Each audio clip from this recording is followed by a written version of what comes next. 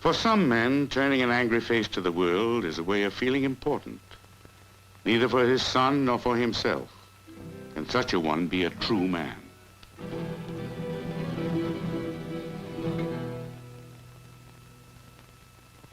There has not always been anger and hatred in this house.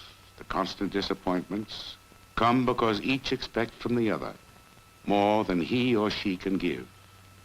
Too many children, too much fighting, too much anger have made of this woman a nagging, bitter wife, and of the husband a selfish bully.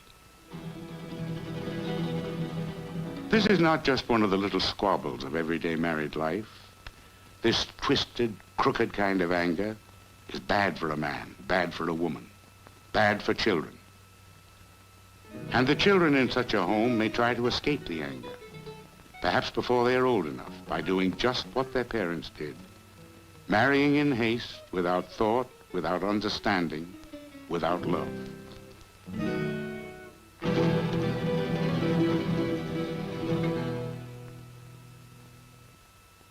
But even in a home in which there are love and understanding, there can be serious troubles. A man who desires his child to grow straight must understand that each new step toward manhood must be encouraged. But this is sometimes difficult, especially when the new things the child has learned outside the home are unfamiliar to the parents.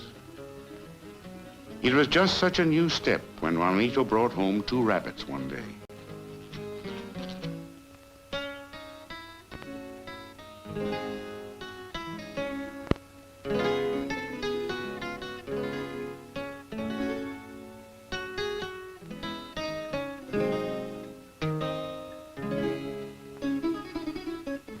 His father was full of doubts. Who will eat rabbits? Why raise animals that are good for nothing?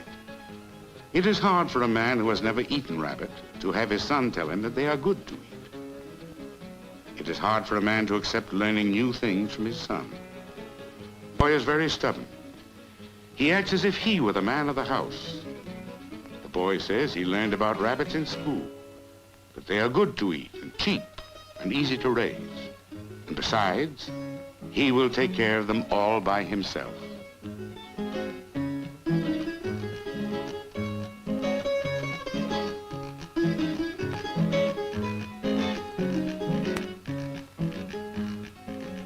It is hard for a man to let his son win an argument. It is hard, but a man must do it sometimes.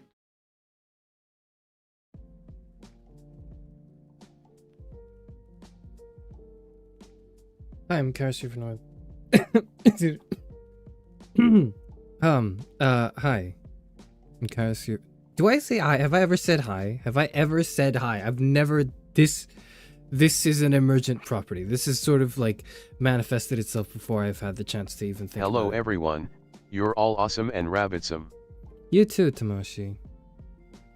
You too. I don't know what rabbitsome means, but I interpret that as a good thing. I don't think I've ever said, hi, I'm Charis Euphranor. I think I've always just said, I am Charis Euphranor. The first and Hi, last... hey Ola. You're being infected by something. The first and last philosopher VTuber. The last If you've said yo librarian before, of then I think Alexandria. you've definitely probably said hi. I've never said yo. You are mistaken. That's not real. It didn't happen. Okay, that's not true. There's no way that happened, okay? You're actually so wrong. You're actually so wrong. It's not true. I've never started a stream with that. Nobody knows what the VOD is. Nobody knows. Nobody knows. Nobody knows this happened. I don't know why I drifted into that intonation the moment I said nobody knows. Nobody knows where that VOD comes from. Nobody knows. I can't even do it. I have to like Omega boy. really commit to it. I'm not an Omega boy. As we've established previously, I'm an alpha. Good to see you made it back in one piece after your stellar performance as the grass at the Super Bowl halftime show. Thank you, thank you. You know, I've not actually watched that one. I should. I see that there are some general...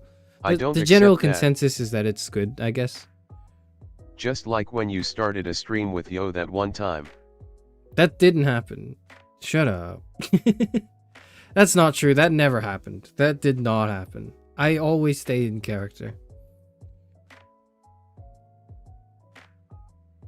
I am an alpha though. I'm a loner alpha. It's true. There's video proof. We don't accept the test that you cheated on Omega Boy. I can't believe I did the whole test, you know, got all my qualifications, got the paper, just for all of you to deny my grandest achievement. Not the first philosophy degree, not the second one, but my loner alpha status in the Omegaverse. Can you never call yourself an alpha, please? Well, like every time you call me an omega, I just, unfortunately, right, I have to correct you and go, that's not what the results say.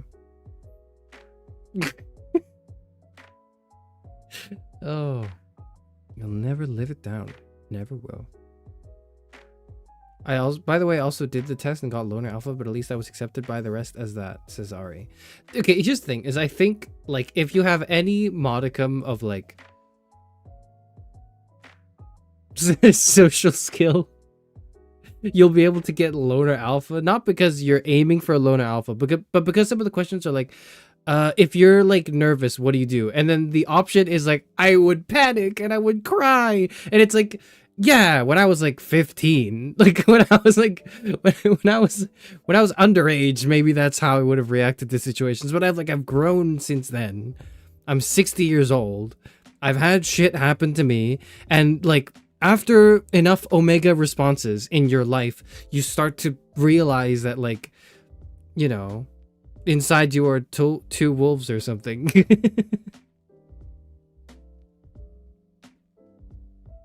Your omeganess just couldn't be calculated on that test, Avi. You need to take another test. I legit remember you started a stream with 안녕하세요. I've never done that. I don't think I've ever done that. Why would I do that?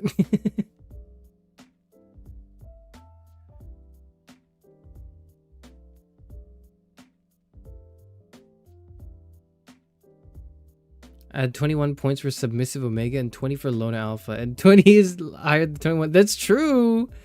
21 is higher than 20. You know what else is higher than that? 23. That's what I had for loner alpha. Okay, look, I'll be honest with you. I didn't think the test was very good. I feel like the test would have been really good if I were like a teenager. Like, I think if it were, look, if I'm to play your game, right? If I'm to engage in this Omegaverse discourse and say, okay, hold on, like, you know, there are different types of guys, and then some of them can... Sorry, I had to burp there. Some of them can, like, get pregnant or whatever, then, like, I would design the test in a different way. It wouldn't be like, what do you do when your social anxiety kicks in? Like, by age 20, you should have been able to figure that shit out. Okay, by the time you, like, yeah, by like age 20, you should be figuring this shit out, okay? If you haven't yet, then that's like priority number 1, okay? If you're younger than 20 and you haven't figured out your emotional state, it's okay. This is just how life is, you know? You're young and you have, you know, a lot of shit to work on. That's okay. The moment you hit 20, it's like, okay, you got to start thinking about this. The moment you really, like, I don't know. Yeah, it really, I think, is when you hit 20. The moment you hit 20 is when you should start thinking, like, okay, can I, like, when I get an order that is the wrong order at a restaurant, can I go up to the restaurant staff and ask them for a new thing? And if you can't do that, I'm not saying you're, like, a worse person. I'm just saying, like, if I were you, I would make it one of my priorities to be able to cope with that.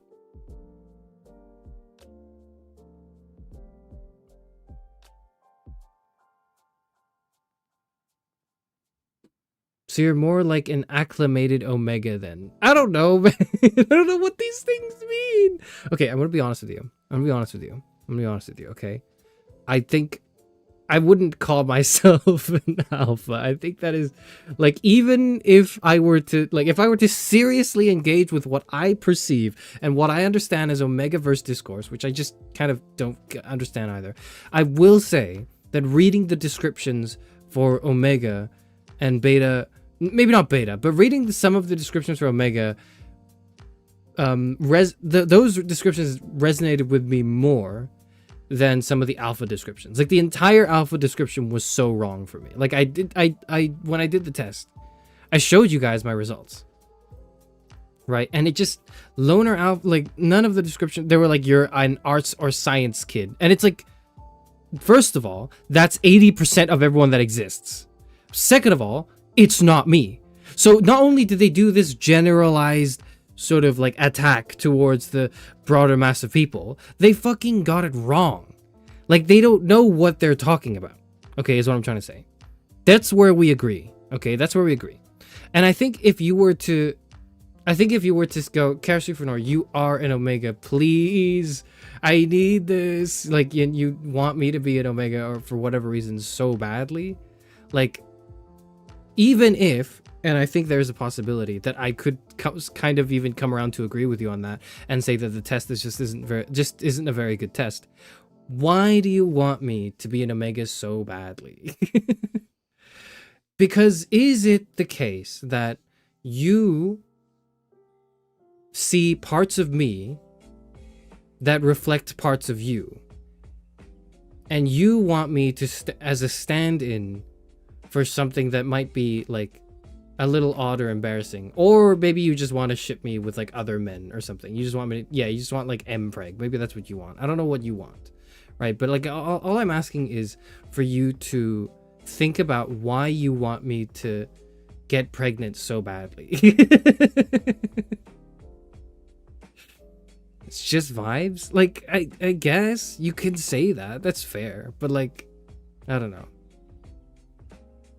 What part resonated with you? The pregnancy? I forgot. Okay, I fucking forgot. I don't remember. I'll look it up. I'll look it up right now. Omegaverse Alpha. Oh god. Alpha, Beta, Omega fan lore. They're the highest rank in the dominance hierarchy. They do not form dominance hierarchies with other dynamics, but only within their own, fighting alphas by growling, snarling, posturing, and spreading pheromones, sometimes biting over territory. So I don't like do that. I'm pretty conflict averse, generally speaking. So I don't know how the test got me there. Betas are subordinate to alphas in the dominance hierarchy if included. However, this element is absent from a lot of frameworks and practice. Betas don't tend to get in territorial disputes or snarl-offs like alphas, and they may be the peacekeepers between the other pack members. So I, as a person, exist, I guess, relatively more as a peacekeeper. The problem is, like, I'm not subservient to any sort of, like, greater alpha being. Like, and I can't imagine being subservient to any one person. Like, no one could be good enough. No one could be good enough for me was what I was about to say. No one could be good enough to like make me act like a beta, I guess. And so like then we go to omegas, right? Omegas are usually separate from the dominance hierarchy socially, being considered those which alphas fight against each other to protect without an expectation of submitting in a social hierarchy in the same sense, but they're typically sexually submissive. Omegas are I'm not gonna read the next bit, but basically omegas can be pregnant. They are independent in ways alphas and betas are not, but are also reliant on other omegas for comfort. And alpha take a social role to do with guiding, nurturing, and caregiving, such as a teacher, child care, or medical professional. You have stated multiple times when push comes to shove you are becoming someone's bitch. That's literally not true. That is me saying I have good survival instincts. That's not the same as me going like, okay, I'm going to lick the next boot that comes my way. Like, I'm not licking the biggest boot. Like, that's not what I'm doing. I am playing every card necessary to exist. So, like, in that regard, I can see why you're like, Charis Euphranor, Omega. Like, I could see why you would say that. But, like, I don't know. Also, yeah, there's like, what is this? I'm reading this next bit. Omegas may have a omega command, which instead of physically commanding, it hits emotionally and makes one feel guilty for not obeying. This is also much more rare than alpha voice. So look, I'm so good at making people feel guilty. It's so good. Like my process of just making someone feel like, oh, they fucked up, oh, they owe me an apology. I'm so good at that. So if you like, there are things in here that align with what I do in my life as a person.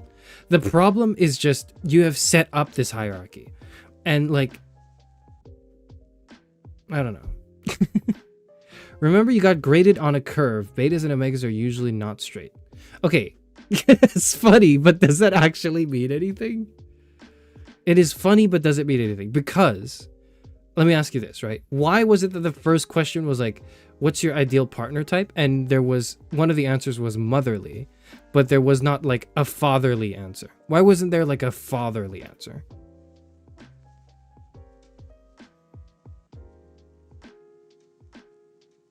You said you would do it in an apocalypse situation. I said I would like work with other people. If there were like a tyrant, and my choices were either die or like work for a tyrant, I'd probably work for a tyrant. Like that would probably happen. This isn't because I'm happy doing that and I'm like, yes, now that the zombie apocalypse is hit, I can finally be my real self. Yes, I can like be the biggest bootlicker of my dreams. I know, like, that's not, I'm not gonna enjoy it, but I would probably do that if I know myself. I don't know myself though. I don't know myself enough.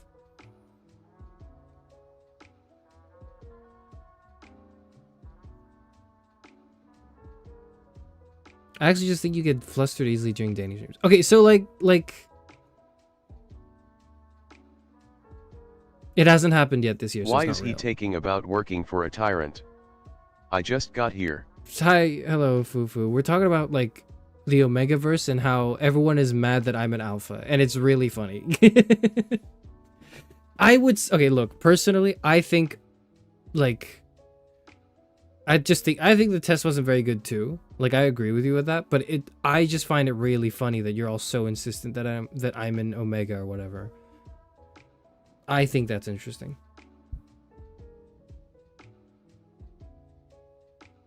But the fact that you all get so worked up about that makes it all the more worth it for me to like embrace it. Originally, I wouldn't have cared. If everyone was like kind of lukewarm about it, everyone was just like, oh, okay, you got loner alpha, all right, whatever. That's kind of lame. I'd be like, oh, damn, that sucks. You know what? The thing wasn't good. The test wasn't good anyways. We should try again. But everyone was like, no way, you cheated. And like, you acted like this is the best answer you could have gotten out of the three. Like, there's some sort of, I mean, I get that there is literally a hierarchy, but you know, like, I'd be fine with you being a beta, but you align more with Omega. What is this negotiation? What's going on? What is this negotiation? Okay, let's look at the subtypes. Prime Omega, typically more dominant and or respected with an overpowering scent. Heats may be more potent, but they are less likely to lose control. They often have multiple mates and lead packs. Maybe I'm a Prime Omega. Wait, maybe I'm a Sigma. Hyper-aggressive betas with above average strength have genetic mutation causing their typically calming beta scent to knock people out. No, wait, no, that's the other thing. Sorry, Sigma is socially dominant. Aggressive Omega gets into fights with alphas, although they are often weaker. Do not nest much or at all outside of heat and pregnancy. God, this is interesting. I don't know what any of this means.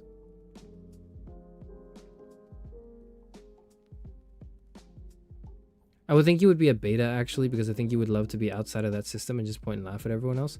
So that's the thing is, like, Sigmas are not a thing. We are traditionalists here. We're traditionalists. The thing is, like, I forget. What was chairman on the Omegaverse quiz? I was a loner alpha. Hello, Tyler. Thank you for asking. I was a loner alpha on the Omegaverse quiz. And everyone's upset that I'm a loner alpha because they're like, no, he's commanding and respectable. No, I am. And it's time for everyone to come to respect the fact that I'm respectable. It's true. It's true. I'm sorry. This is just true.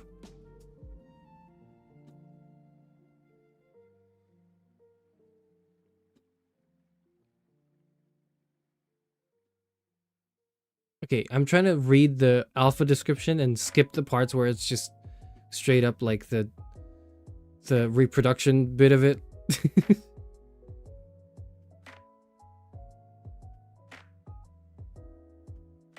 They're more muscular and have fangs. I may make dens and blanket pillow forts. Man, what the hell? I wonder what the particular test was, if you don't mind me asking. It was literally the first thing that showed up when I googled Omegaverse quiz. I googled Omegaverse quiz and it was the first thing that showed up. It's Quotev. It's in Quotev. https://www.quotev.com/quiz/1519253/accurate-omega-verse-quiz-100-guarantee. Thank you, Barrett. I'm surprised you're not a beta. Why do you... Okay, so here's the thing. Is I give off vibes of like I would stay outside of a system because like that's corrupt or whatever, but like truthfully I would work from within the system is like the type of person I am. I maybe I might idealize being outside of something that I disapprove of, but really it's like we all live in this world, don't we? And I think like the sooner you accept that like you are a part of existence, the sooner you'll be able to like make contributions to it. Thank you, Sir Charis Euphemism. You're welcome. It's the same website NL used to take the test. It is the same, yeah. Parrot will not boo me because Parrot knows it's his place. God,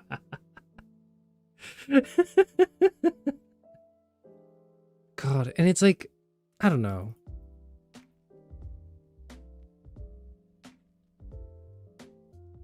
I answered all the questions honestly too. Like, I answered all the questions honestly too.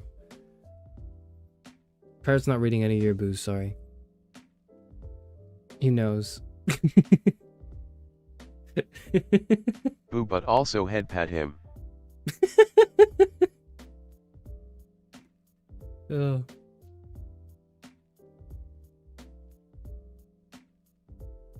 I'm just waiting for it to happen. It still hasn't happened yet. I'm sorry, guys. You didn't hit the 10%. Was it 10%? Wait, why did I get TDS at LOL? Hello, Komi. You did because you were the first. This was no, you weren't the first to arrive because this was your first message in the stream. Anyways, alphas are usually the highest rank in the dominance hierarchy. I have no doubt in my mind that I would be the highest rank in any hierarchy. Like, I'm just gonna be straight up honest with you.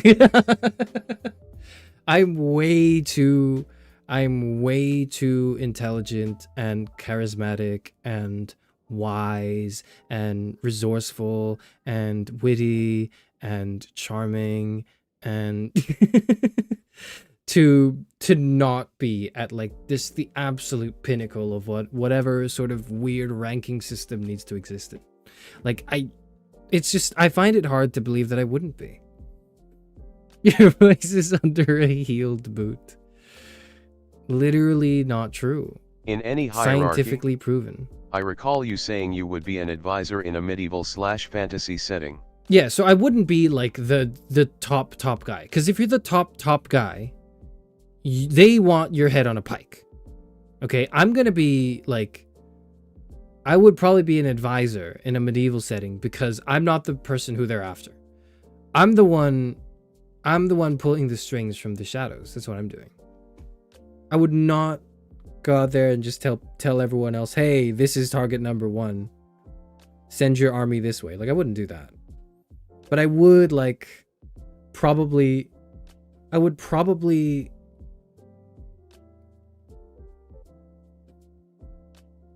would I do?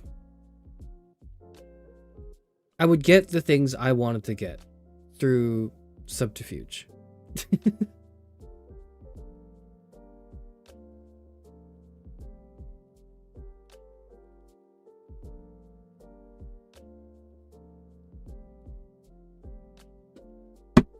Sorry, I hit my... Ow! I hit my, like... I hit my funny bone on the part of my desk where my microphone is. Sorry. Oh. You would be the Julius Caesar of this hypothetical hierarchy. Julius Caesar was like the guy, was he not? Like before we in history knew him, he was the guy in his time, wasn't he? He was like the big dictator, wasn't he? I'm not the dictator. I might be the dictator's like advisory council, but I wouldn't be the dictator. How's that different to being an alpha? So I mean, like in the context of this, it's the same thing, isn't it? This is coping / beta / omega if I've ever seen it.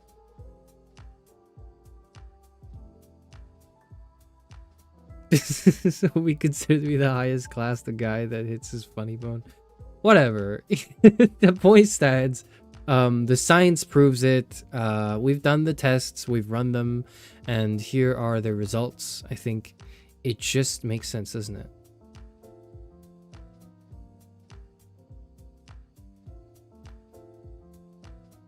Underscore chair discussed : underscore chair discussed : underscore chair discussed : underscore chair discussed : underscore chair discussed : underscore chair discussed. Also, I have range. I could be anything. Anyways, sorry. It's been like half an hour of us talking about the Omegaverse quiz, which I kind of want to stop talking about because I don't really think it's that. I don't know. Do you guys care that much? I don't know why you guys care that much. If you want to draw Art of Me Pregnant, you can do that without the Omegaverse results, like validating your opinion on it. Yeah, you have range cause you're a switch and that itself is not alpha energy. God. I'm not getting into that. Don't you have a Yuri game? I do, but before I play the Yuri game, I want to briefly mention that I just kind of lacked the hindsight to call it this, but like the intent originally was to do so. But the first 2 weeks are Act 1. Okay? So the first 2 weeks of February are Act 1. The next 2 weeks are Act 2. Like, so after the stream on the 15th, we're going into Act 2. 2 weeks of that, and then it's Act 3, leading up to and finishing off at mid-March. Like the 14th of March, which is White Day. Okay? That's where the Valentine's arc is headed this year. You may have noticed today's stream was supposed to be Sunday stream. That was one thing you probably noticed. Second thing you might have noticed, we're doing a Discord movie night on Friday for The Princess Bride. Yes. Third thing you might have noticed, or maybe this is the main thing you noticed and the only thing you noticed, in which case, I mean, I guess I angled it that way. On Sunday, I'm not streaming on Saturday. I'm streaming on Sunday. On Sunday, don't ask me why. On Sunday, I'm streaming an anecdote stream. It's gonna be not a just time stream. It's a story time stream. Okay, it's a story time stream I'm doing on Sunday, and I think because I've been thinking about this for a while. I've been thinking about this for a while. I have concluded that, or maybe not concluded. Like I've come to the realization. I've come to want to. I don't know how to put it, but basically, I've wanted to do this stream for quite a while. You know, the Valentine's Day anecdotes, but I just couldn't really do it last year because it didn't feel quite right. Something about it just didn't feel right, so I didn't do it. This year, I need to up the stakes, is what I told myself. I need to make it so that it's more interesting. There are more things at stake for me personally, so that I'm more enwrapped in this than I was last year. I need to do more shit, and you know what? The arc will be longer. It'll be 2 weeks longer than what I'd originally set out last year. And we're gonna get personal. I'm obviously not gonna tell you every detail of my love life. This year you trust us more. That's not it. No, it's not. Hello, Lynn. This year I've decided I'll I'll get some skin in the game. Lowy. I will get some skin in the game and tell you just a little bit about, or I'll, share just a little bit of Charis Euphranor lore. I will. He's gonna tell us why he's bitchless finally. So we're getting a breaking character stream earlier than expected. So originally, the reason why I was so hesitant was because I was like, this is a breaking character stream. Because it's like, this is so inconsistent with what you know of me.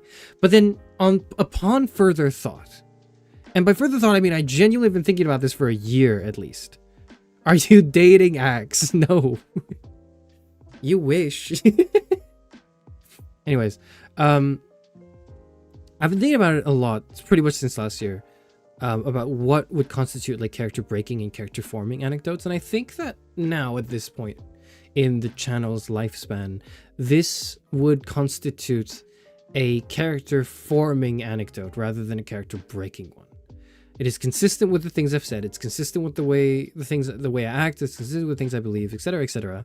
And most importantly, I think there's a level of catharsis. There's a level of catharsis that I get as well from just letting everyone into this part, a little bit of this part of me, basically.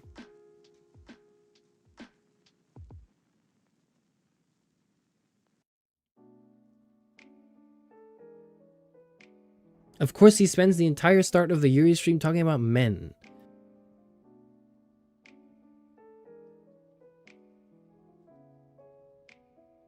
Okay.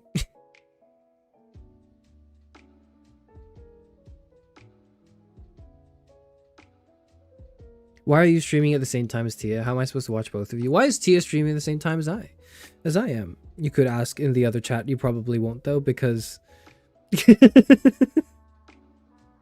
I don't know. Actually, I don't know why you wouldn't. Maybe you would. Maybe you already have. You don't have to watch both of us.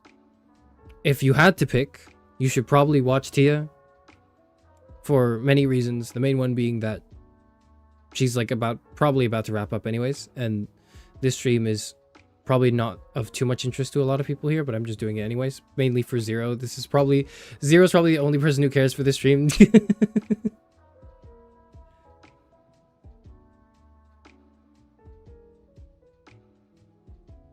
He's not streaming on Saturday because he's got a date. So, I will not indulge you on that. You wish you knew, but you don't. And I love the fact that I can be ambiguous about it. And you just have to, like, it's just in your imagination. He's gonna at home alone. Oh.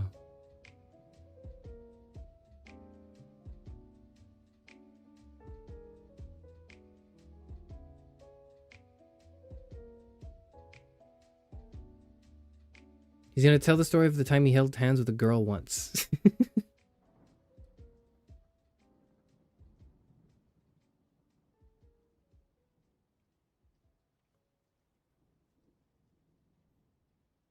You can never break character with us. We would never believe you if you told us you had maidens. So the thing is, like, also, what does that even mean? Right? What does that mean? If that just means that women are interested in me, I've already established this. This is established fact, okay? I don't know how many times I have to tell you the same story, because if I tell you more, then it sort of like does get into character breaking territory. I don't know how many times I can restate the miss, and I almost said the country again. Every time I do it, I have to make sure I don't actually say the country for which she was like a Miss Country of. But like, how many times I have to tell you the Miss Country story for you to understand? Is it more of your apprehension to Chinese/Mandarin lore? I don't know what you're talking about. My apprehension? I played, like, what's the recent one? Road to Empress recently. That's the lore, I guess. No, I absolutely do know man is not going on a date on Valentine's Day, because if he was, he would be way more smug about trying to hide it. Yeah, you're almost girlfriend Am I not from Canada. smug enough?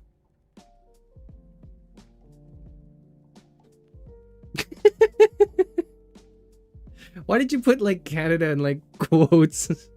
You Is risk it up a Miss is it Country?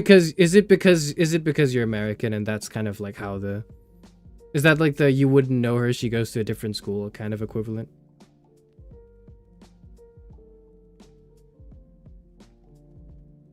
You risked up a Miss Country? I did, and I've told the story like countless times.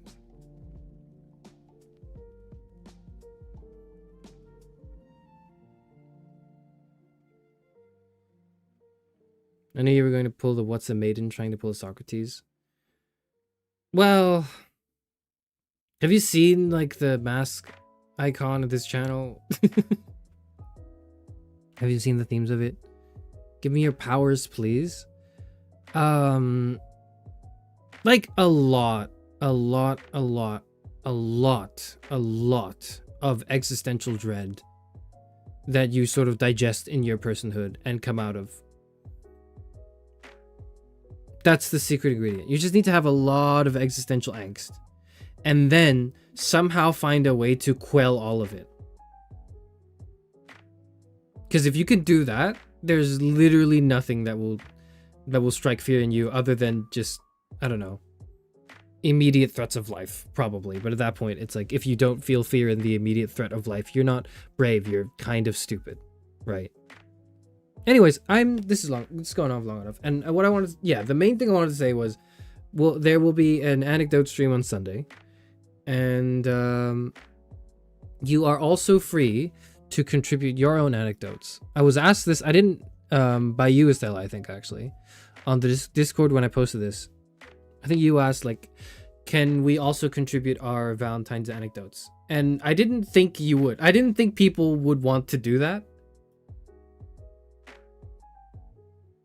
I don't know. I mean, I guess it makes sense now, but I didn't know that people would be interested in doing that. But sure, you can, if you want. Have I told you the story of raising up the guitarist? Yes, you have. I know about... Yes, we all know about the guitarist, okay? Sunday is my birthday, by the way. Okay, happy birthday. Happy birthday.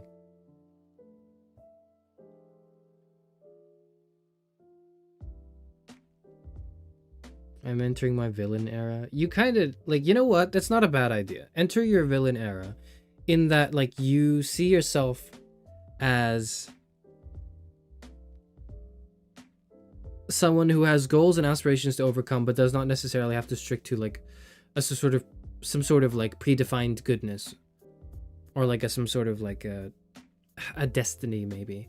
That you could, at any moment, slip the mortal coil. That you're not the chosen one, the promised one, and that's fine. Like, you don't have to be the chosen one to be, like, someone's favorite character. Do you? I'm evil now. Yeah, if you want to be. You could.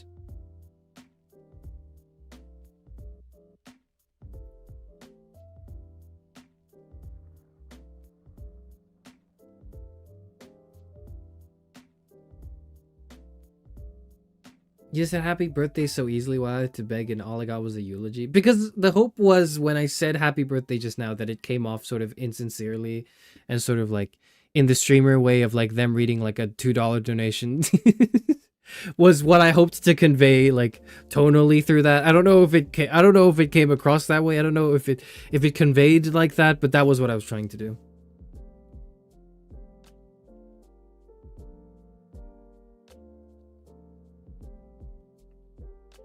People love talking about their love lives, man. I should have had the prescience to recognize that.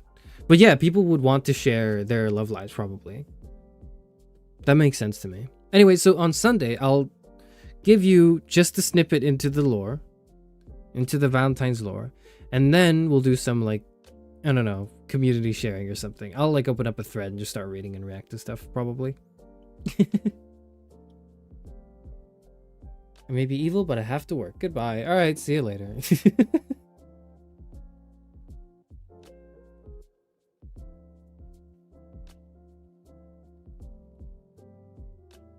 What's the likelihood the anecdote stream will be unlisted?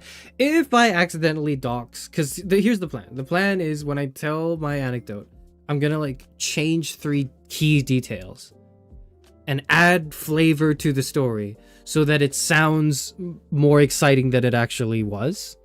And this is in, and I'm not just censoring and redacting stuff. I'm like changing details so that, but I'm not telling you what I'm changing, so that I maintain a level of anonymity.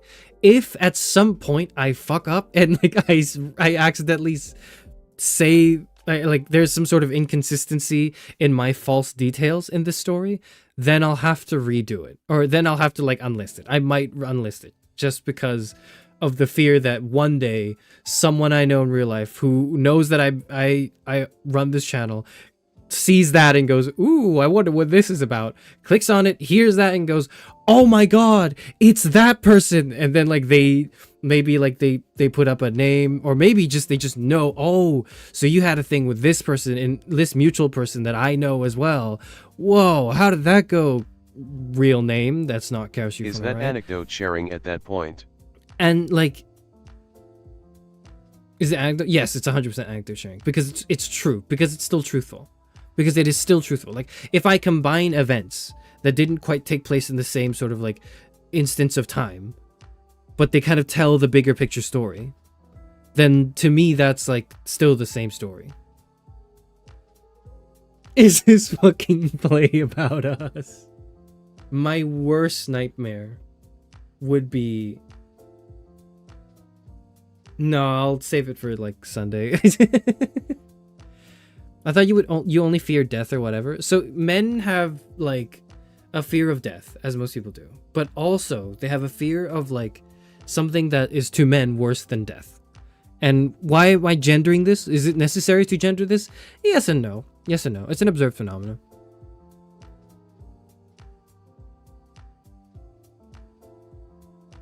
But essentially, men fear being labeled as a failure or an outcast, or like, you know, some sort of rejection that marks them as an undesirable person.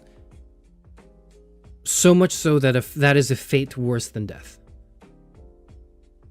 This is why, and this is again a heuristic, and you can find exceptions obviously, but the reason it is gendered is because this is an observed phenomenon from what I've read, and it's incomplete, so you can rebuttal if you want. But again, I'm just providing you with what I perceive as the current heteronormative norm. Hence why when you go out on a date, when a guy and a girl go out on a date, the guy's worst fear is looking bad, and the girl's worst fear is dying. Like that's why there's such a stark difference. Is it because men have no, like, men are privileged? Yeah, in some sense, sure. But in another sense, it's like, because the fear isn't getting stabbed and dying, because that's manly and cool. Like dying from a combat wound is masculine, and you are reaffirmed in your identity and your like belonging in this world, even as you bleed out in like the snow, right? But if you're like outcast as like a loser, or like God forbid, you know, for some reason people call you a pussy, which is like a very gendered, like horrible sexist thing to accuse someone, that's like a fate worse than death for men, right? Whereas for women it's more existential, right? That's the sum of the parts. That's the sum of the parts. I can't give you more than the sum of the parts though. I don't know why I'm here. How did I get here? This is giving Euphoria season 2. I have not watched Euphoria season 2.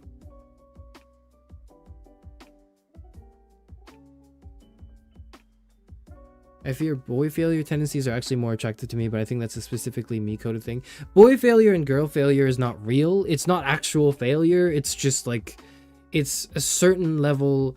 It's a subversion of traditional understandings Euphoria of like, season 2 is this fucking play about us source.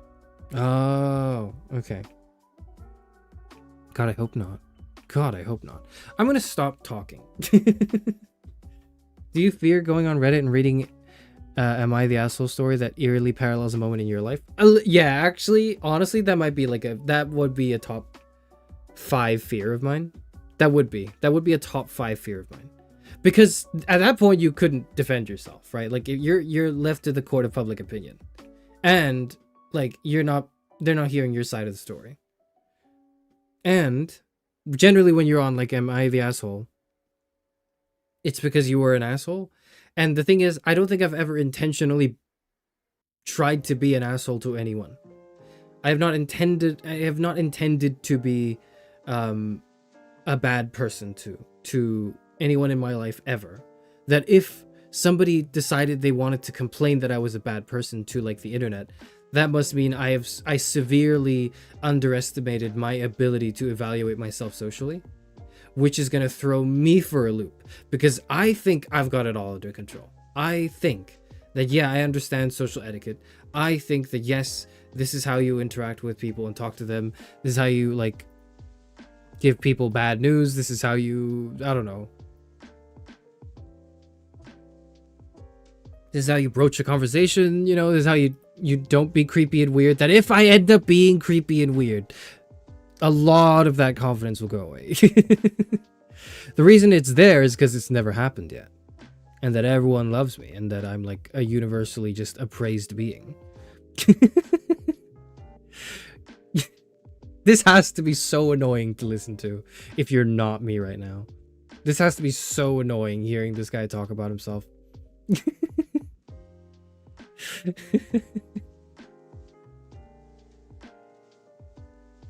Honestly, when I'm in the throes of it, I'm stalking Am I the Asshole to make sure no one is talking about me. I literally don't talk to people enough to be an asshole or be on there. I'm just scared someone will dig up a thing I said at like 16. I mean, I kind of get that, but at the same time, I've accepted that if I said something really horrible and mean when as like a teenager, I was a fucking teenager, and teenagers say some awful shit all the time, and this is like a universal, like, this is a universal axiom, okay? Like this, teenagers are awful, and that's okay because they're experimenting with their free will and consciousness, and you got to do some bad shit to know that you have the capability to do bad shit before you realize the weight of your decisions and the consequences of your actions and go, I want to do nice things for people around me, you know?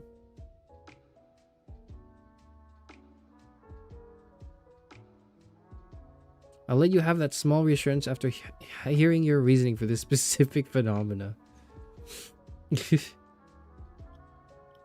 I'm totally not freaking out about the stream on Sunday. That's all you need to know. I'm very calm and assured, and I have no fear of spending like 3 hours moping about something that happened, about not something, but like about things that happened many years ago, and like wallowing around and being very pathetic. Like, I have no fear of that at all. I trust that I'll be able to deliver an entertaining,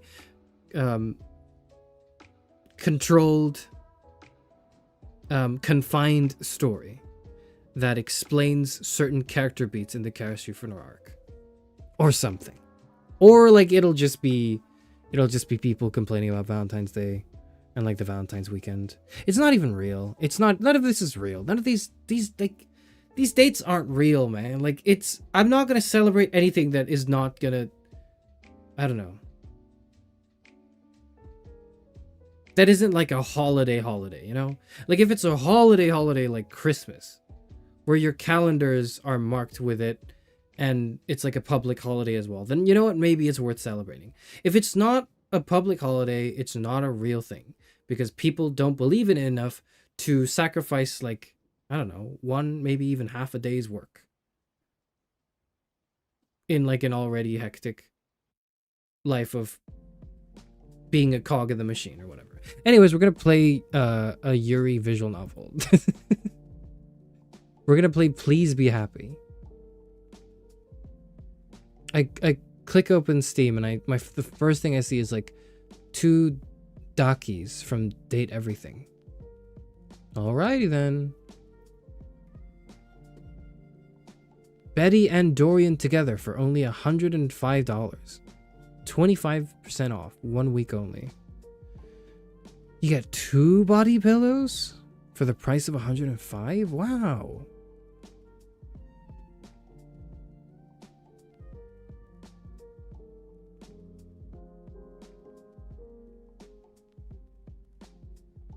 You don't have to invest to your equivalent of a plastic chair leg breaking while you're on a date. You could play 5 Hearts. I'm playing 5 Hearts next week, yeah. I haven't like I haven't actually like bought the game yet because it's not been on sale. And God knows I'm not buying that game on sale. But I'm just gonna assume that by next week it'll be on sale. And so I can play it next week when it's on sale.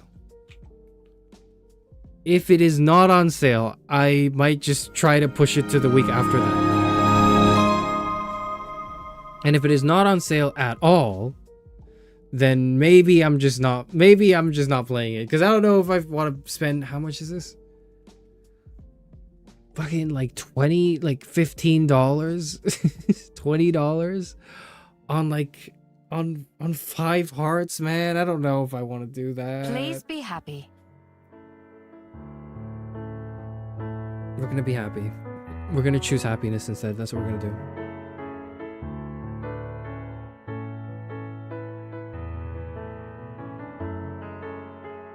You will play 5 Hearts. Borrow from a friend if you need to.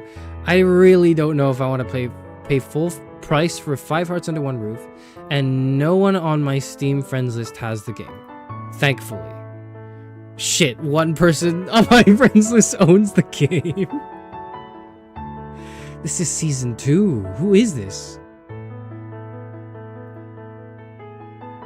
Who is this person? I'm unfriending this person. I'm gonna unfriend this person. I don't know who this is. I'm unfriending this person. I have mutual friends? Alright, well, not anymore. I didn't want to be Steam friends with anyone who owns this game, please. I'm not borrowing 5 Hearts, man. I'm either gonna, cause like then that would involve me asking someone else and like them knowing that I am going to play the game. And you're gonna say you're literally streaming this in public. Yes, but you don't know like my government name, and that makes it okay for me a little bit. That makes it okay for me.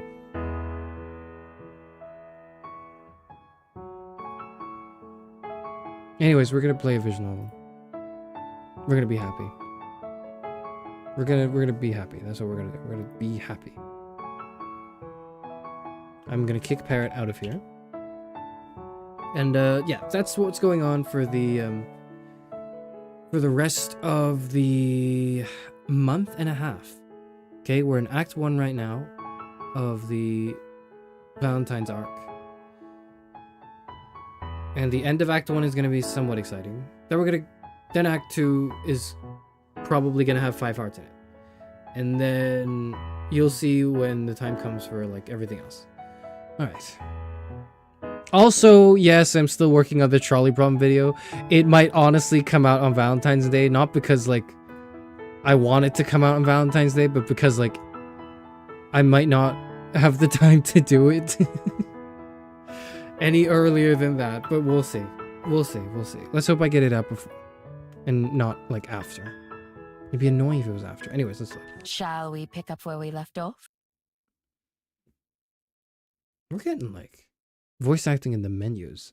I clicked like I ended stream and then I clicked buy on the game. For the second day in a row, I wake up in a soft bed. My bad. Yeah, so like I clicked off the game and then like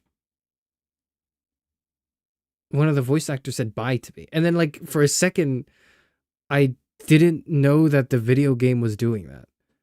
And I was looking around my room like who's talking to me? What the hell? I don't know why I was looking in my room. Like the sound came from my headphones. It came from my headphones from my computer, but for some reason I thought someone was talking to me and saying goodbye to me, and I was like, who was I having this conversation with? Who do I need to say goodbye to as they're walking away? I don't know. It's strange.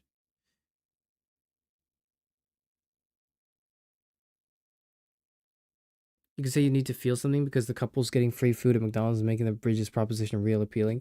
I don't need the couple's getting free food to make that proposition more appealing. I think the proposition is plenty appealing enough. But that would not make me want to borrow 5 Hearts under one roof, man. No, it wouldn't. You know you're alone, right? All too well. All too well. Anyways. It's early.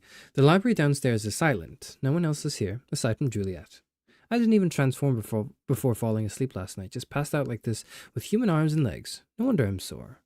After I agreed to Juliet's offer, the rest of the day passed by quickly. Aspen and Juliet showed me around the house part of the library, and Juliet made dinner for the three of us. What's going on? Are we all three of us living here now?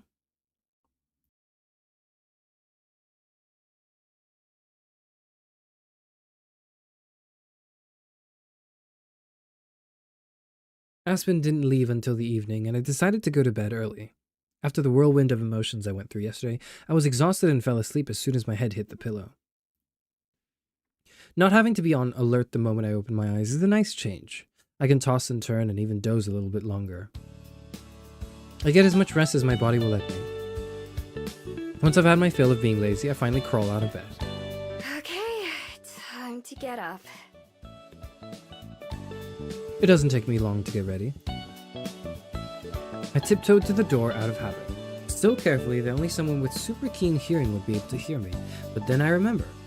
Oh yeah, I don't need to sneak around while I'm here. I loosen up and step out into the hallway, shutting the door behind me. Being so openly noisy is almost harder than being sneaky. The building is still quiet. Juliet told me to come find her when I wake up, so I make my way down the hallway towards the room she showed me yesterday. Sorry, I was clearing my throat just now. I forgot to mute my mic, I just realized.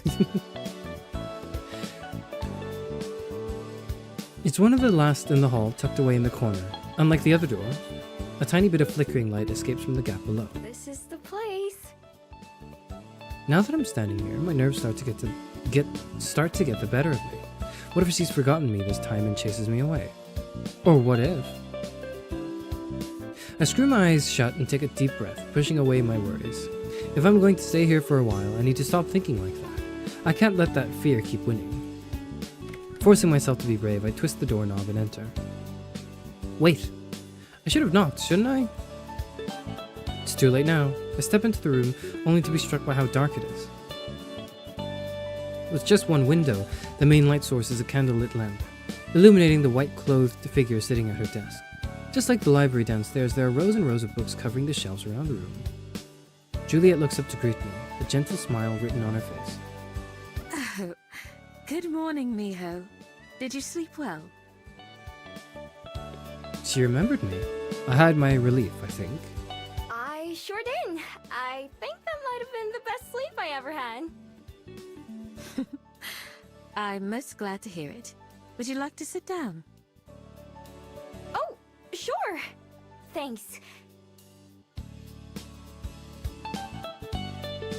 There's only one other seat, so I awkwardly sit down across from her. It feels a little bit like an interrogation. Would you like some tea? I've never had tea, so I don't know if I like it or not. I think I should accept her offer out of politeness, though. Sure. Juliet pulls out a teacup from a shelf nearby and sets it on a little plate, then pours the tea without spilling a single drop. She pushes the plate with the cup over to me. Sugar? I've eaten enough human snacks to know that I like sugar. Yes, please.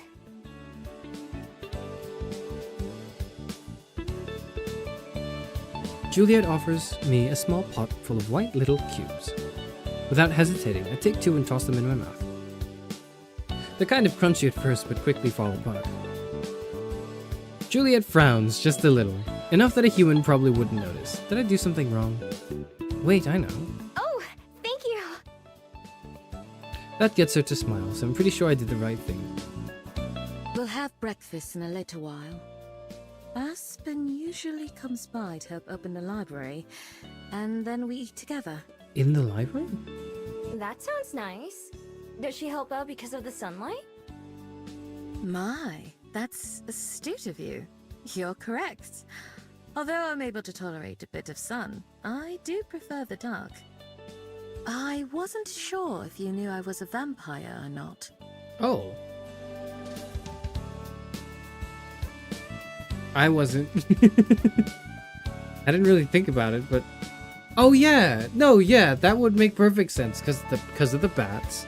Because she kind of, you know, she's only out and about at night. She holes up in a library. She's a huge nerd who's very polite. and maybe British, and offers us tea.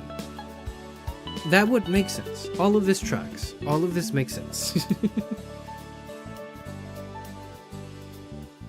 I figured it out just now. That explains how you were able to hear me and find my den, huh? Indeed. That said, I have my dear friend Orpheus to thank She for helping named me her know where to find you. Pet bat Orpheus. Who do they write this game for? I don't know, whatever. Anyways. Something scratches in the corner of the room, and I look up to notice a large bat dangling from a hook on one of the shelves. Has that been there this entire time? Is he also... No, Orpheus is a bat through and through, not a vampire. He happened to notice you on his way home one day. So that's the friend you were talking about. I was wondering about that. I have the pleasure of knowing several of Wellington's loco bats. They keep me apprised of news from around the city. Convenient. You're not, like... You know... I don't know what I'm saying. What am I saying? What's Miho saying? I tap one of my front teeth, not sure how to ask the question politely. Oh, heavens no! I consume as little blood as one of my kind can, and what I do partake of is freely donated. Okay. I love this city, and its people. I'd never had them like that. Besides, I had quite enough of that during my time in the underworld. Is that where you come Besides, from? I've done all that before. I'm not doing that now. Oh, I'm not from the underworld. I'm from Korea. Oh, we're from Korea. Okay. I've heard lots about it, though. And we're now I'm in one New of the Zealand. only fabled Okay. I know of who doesn't come from there. For a long time, I didn't even know that other fabled existed. Is fabled like, what does that mean? That means like non-human creatures, I presume. Indeed. Gumio like yourself are some of the few I know of. Wait, Gumiho? Is that what I'm called? That explains a lot. Actually, that doesn't explain anything. I don't know what you're talking about. You didn't know, but you go by the name Miho. I guess I do, yeah. Just because I like the sound, I thought it was more like a nickname. I change it up wherever I go. Gumi, Homie, Migu. I've never had a real name. I didn't even know I had a kind. I've never met someone else like me. I suppose they don't tend to, right? I wonder if we'd have much in common. Or maybe, Miho, maybe you have. You just didn't know it because you'd forgotten. Have other foxes, well, Gumiho, lived the same kind of life I have? Maybe they're better at fitting in with people than I exist.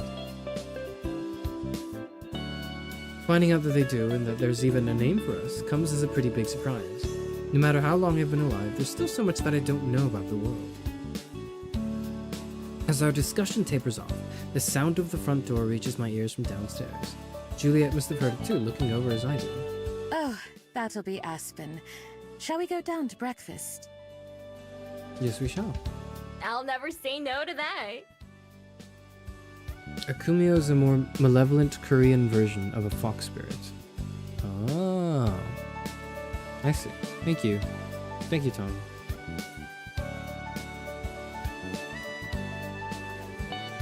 Juliet takes to her feet, blowing out the lamp as she goes. Orpheus the bat leaves the study when we do, though he flies off in a different direction. I guess he won't be joining us for the meal. I have to be careful not to spill my cup of tea as we walk down the stairs. Aspen waits at the bottom, a large book tucked under her arm. She waves with her free hand to greet us. Good morning, Aspen. It's nice to see you again.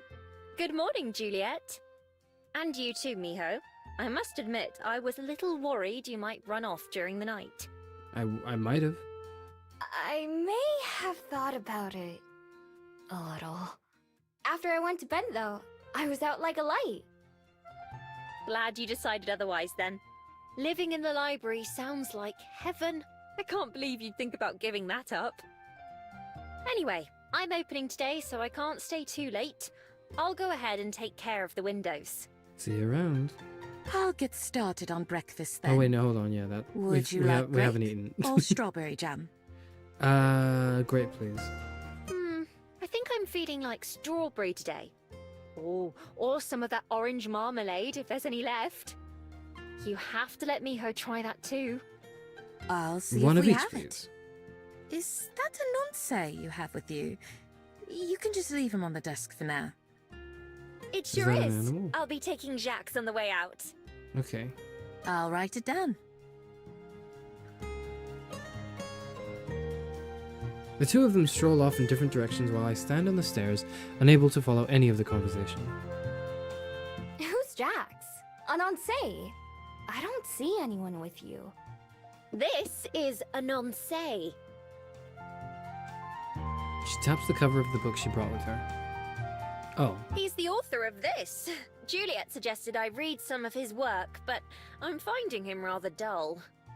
Huh. Nobody refers to the books like that. Nobody calls... Like, I'm not reading a Kierkegaard. I'm not reading a Kierkegaard, okay? I'm reading, like, either or.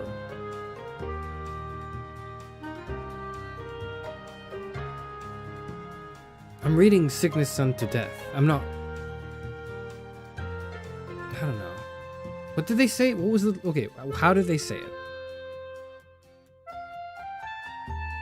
Yeah, like, I don't have Nietzsche with me. I have, like, Thus Spoke Zarathustra with me.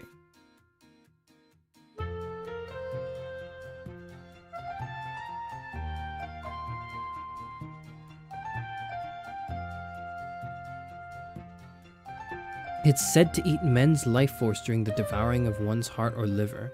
Some Gumiho can even fight dragons. If I'm remembering right, that is. Really? That is interesting, Tongtamashi, thank you. So I'm like a...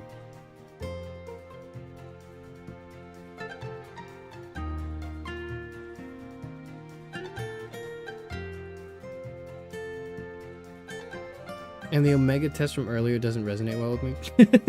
Okay. Can you explain why it doesn't resonate with you? Or is it the general sentiment of chat as well? I'd be interested to know. Also, is this like too loud or is it just me? It is... No. Wait, individual character voices. No, I don't want that.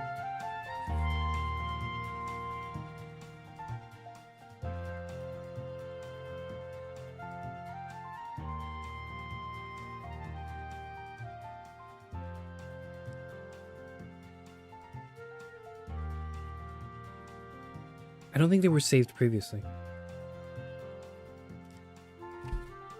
Okay.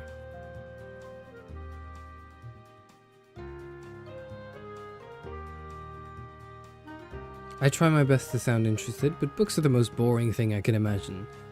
Untrue, but anyways. Maybe I'd see the appeal if I could read them, but how can they be better than doing things yourself? After setting the book down on the front desk, Aspen goes into the main room, leaving me alone in the hallway. I make my way down the rest of the steps. Looking down at my teacup, I decide to take a tiny sip.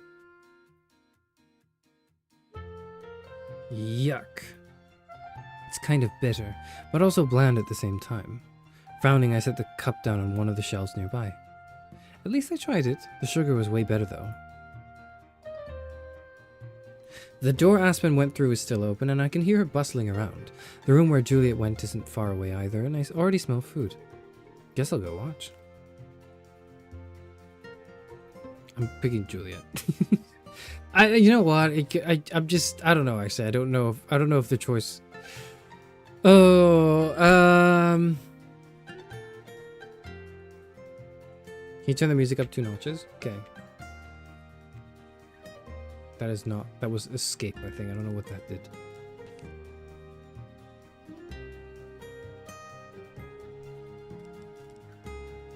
Okay.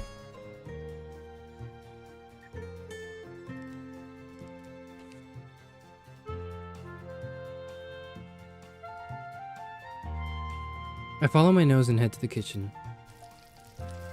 There's a big frying pan on the stove with a blob of melting butter sizzling on it. Juliet gives the pan a push to move it around before walking to the counter to continue her work.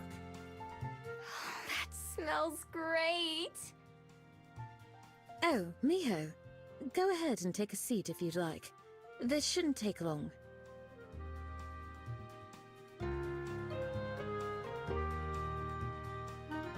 I do what she suggests and sit down at the dinner table in the same spot as yesterday. Lovely smells swirl about the room as she opens this jar and that. What you making? Fried eggs and toast with some fresh fruit. It's what we usually have. Is that all right with you? Yeah, Better it's a than staple. all right. I'm almost drooling just thinking about it. I hope that it lives up to expectations then. I watch as she quickly butters a few slices of bread and then tosses them into another pan on the stove. While it cooks, she takes an apple from a nearby bowl of fruit and cuts out the core before swiftly chopping it into perfectly even pieces. Sure did that fast. Practice makes perfect, as they say, and I've had quite a lot of practice.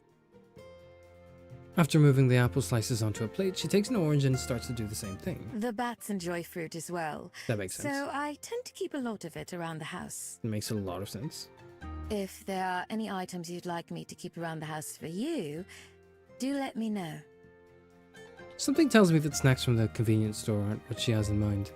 I'll tell you if I think of anything. Why not, though? Why not?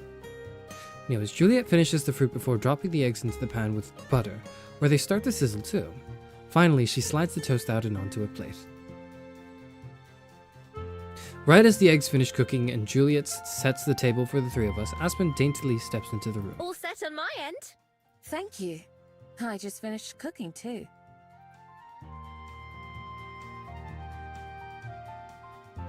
We all sit down and dig in. The food, of course, is delicious. So, Miho, how will you be spending your first day as an official Wellington resident? Probably not turning to my life of crime again. I don't know yet. Hadn't really thought about it. Now that you mention it, I'll have a lot more free time now, huh? Usually I'd go hunting for food or looking for a better place to stay or... General survival instincts. I need to, like, get my volume right. I'm gonna... You know, I think this works. Okay. Instinctively, I go silent as I reach for my pocket and the familiar crumpling paper. Or what? Wait, what am I doing? If it's something you don't want to share, don't feel that you must. I mean, even I don't know what I'm Right, hiding, so... that too. I hesitate. I'm not sure I've ever told anyone about what I'm searching for, or at least not the specifics. I've had a lot of first times lately, though. What's one more? Besides, maybe the two of them can help. No, it's okay. Why did I say that? Oh, no, it's okay as in yes, I'll tell you. Okay. I've been looking for someone. Oh, right. I wipe my hands first, making sure they don't have any crumbs or grease on them. Then I carefully slide out the thin scroll from my pocket. I always keep it in the deepest part where it won't get wet or damaged. With great care, I gently unroll it, letting the two women see the ink markings brushed onto the scroll. The edges are fuzzy with age by now, but the text is still legible, I think, anyway. They gave me this a long time ago. I don't know what it says. Is that Korean? Maybe Chinese? I'm not able to read either one, unfortunately. I'm sorry, the way...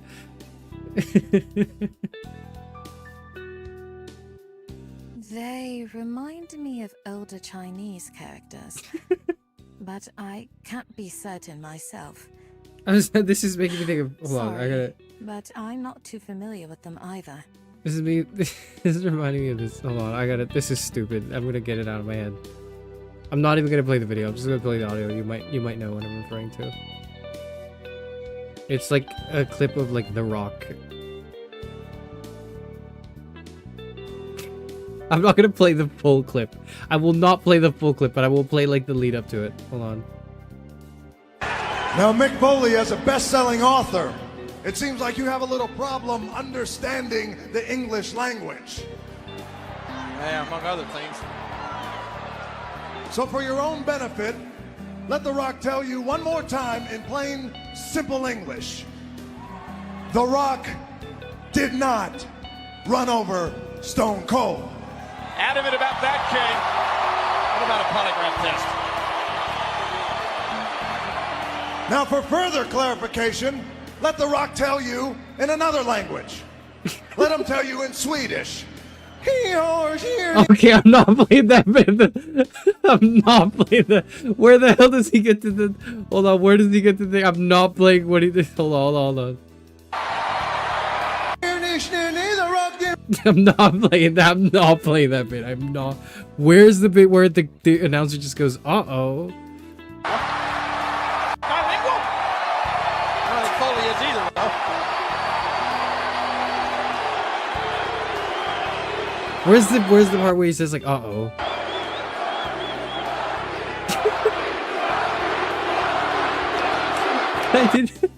I've never actually watched like the full clip.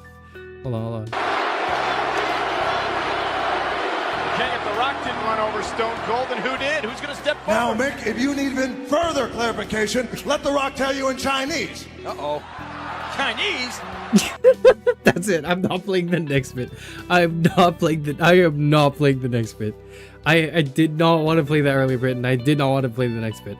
I just wanted to get to the sound bite of like that, like the commentator going like, uh-oh, Chinese. Whenever I like read the word like Chinese, I just think of the guy saying, uh-oh, Chinese. And I think of this clip, and it's definitely aged very poorly. This is a clip that has aged awfully. This is like a horrible bit of audio, but like it's Clarification, let The Rock tell you in Chinese. Uh-oh. Chinese? that's all I wanted. Nice way to earn a copyright strike. Okay, they're not gonna strike me, are they? If they strike me, then I'll just mute this part of the VOD, I guess. I don't know. Charis looks absolutely bored out of his mind. I don't know why. I presume he doesn't feel bored, but his mere existence is more boring than usual. I'm sorry. That's probably because I'm like reading a visual novel, and this is how exciting a visual novel gets. This is generally like the flow of a visual novel, because I'm not trying to. I say that after I detoured into The Rock, or like some other person going like, uh-oh, Chinese. But like generally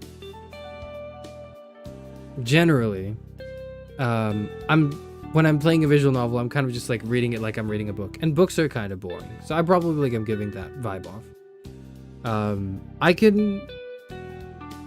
I could choose to be a bit more animated in this, but I don't want to like. I feel like the vibe of this game is a very chill vibe. Like I feel like the vibe of this game is very like I'm a girl isekai'd into a Barbie world, surrounded by amazing women that for some reason love me unconditionally, even though I've done some bad shit to them and the world in general, and trying to rob them and trying to take advantage of them, etc, etc. Anyways, is the volume okay? I didn't really think about it, but is the volume okay? It's probably fine. Might as well play the clip of announcing Korean doesn't exist in fluent Korean. I did not know that clip existed, honestly. I'll look that up afterwards. Sorry, I was getting distracted. Where were we? They look a little defeated, but I quickly wave off their concern. It's okay. Nobody I've asked could read it either. For all I know, they might just be scribbles. I thought that maybe if I knew what it said, it would help me find them. We are in the era of smartphones, aren't we? Also, isn't this a library? Who exactly are they, if I Couldn't may we just like ask? look for a dictionary? They're a traveler. I learned that word just to be able to describe them. They were the first human I ever met, and they told me stories about the rest of the world. And you've been searching for them ever since then? Yup.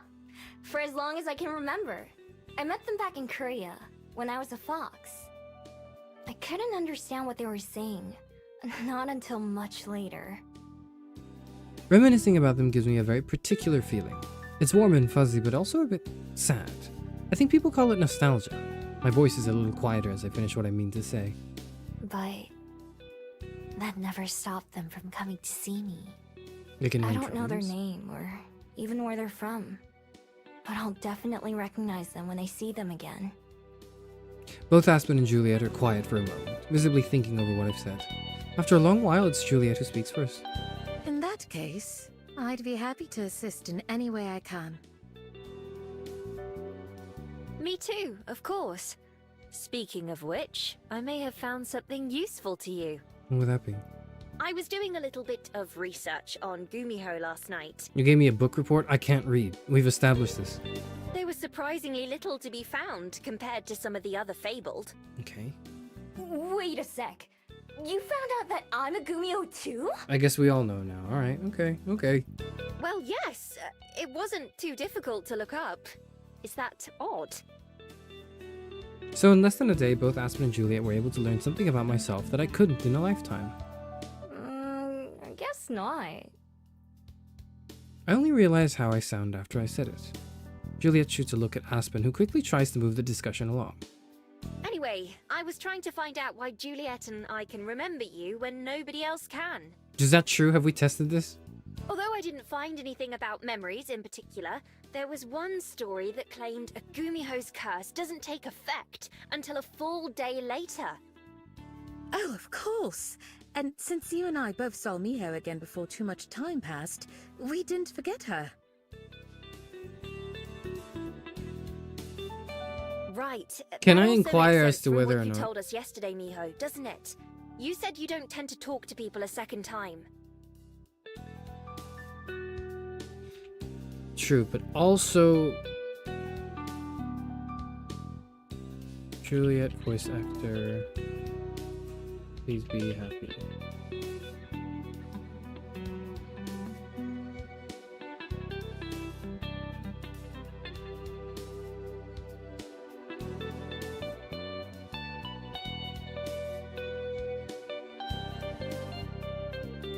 Shara Kirby. Okay. No shade. Okay. No shade. But it does sound like an American doing a British accent.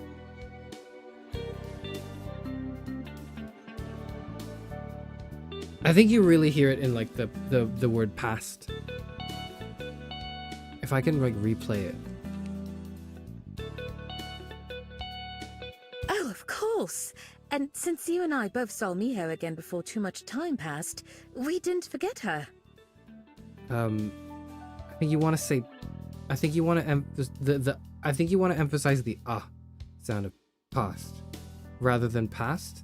If you're going for the voice that I think you're going for.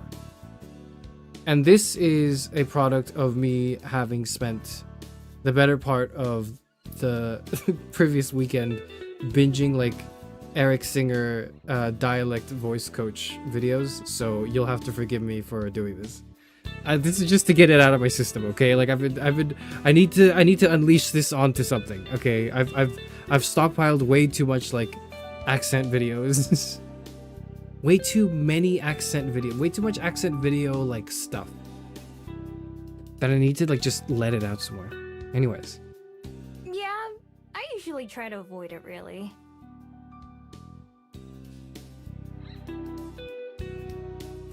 I had never thought of my magic as a curse before, but I guess to the person who forgets me, it is. So that means that all we have to do to avoid forgetting about Miho is... Seeing me all the time.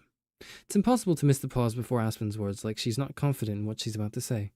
see her every day. Forever. Great. That sounds like a wonderful bit of news to me. I guess nobody agrees. Forever. Cue music change. That word hangs in the air. What's so bad about that? Aspen says it cheerfully, but even I can recognize just how impossible that is. At some point, even these two will forget me, won't they? Also, again, we're in the digital era, aren't we? What if they took a video of me, better yet, of us, and then played the video? We have to test this. We have to, what if they wrote a book about me? What if Aspen sat down and wrote a visual novel about me? I don't know. Whatever.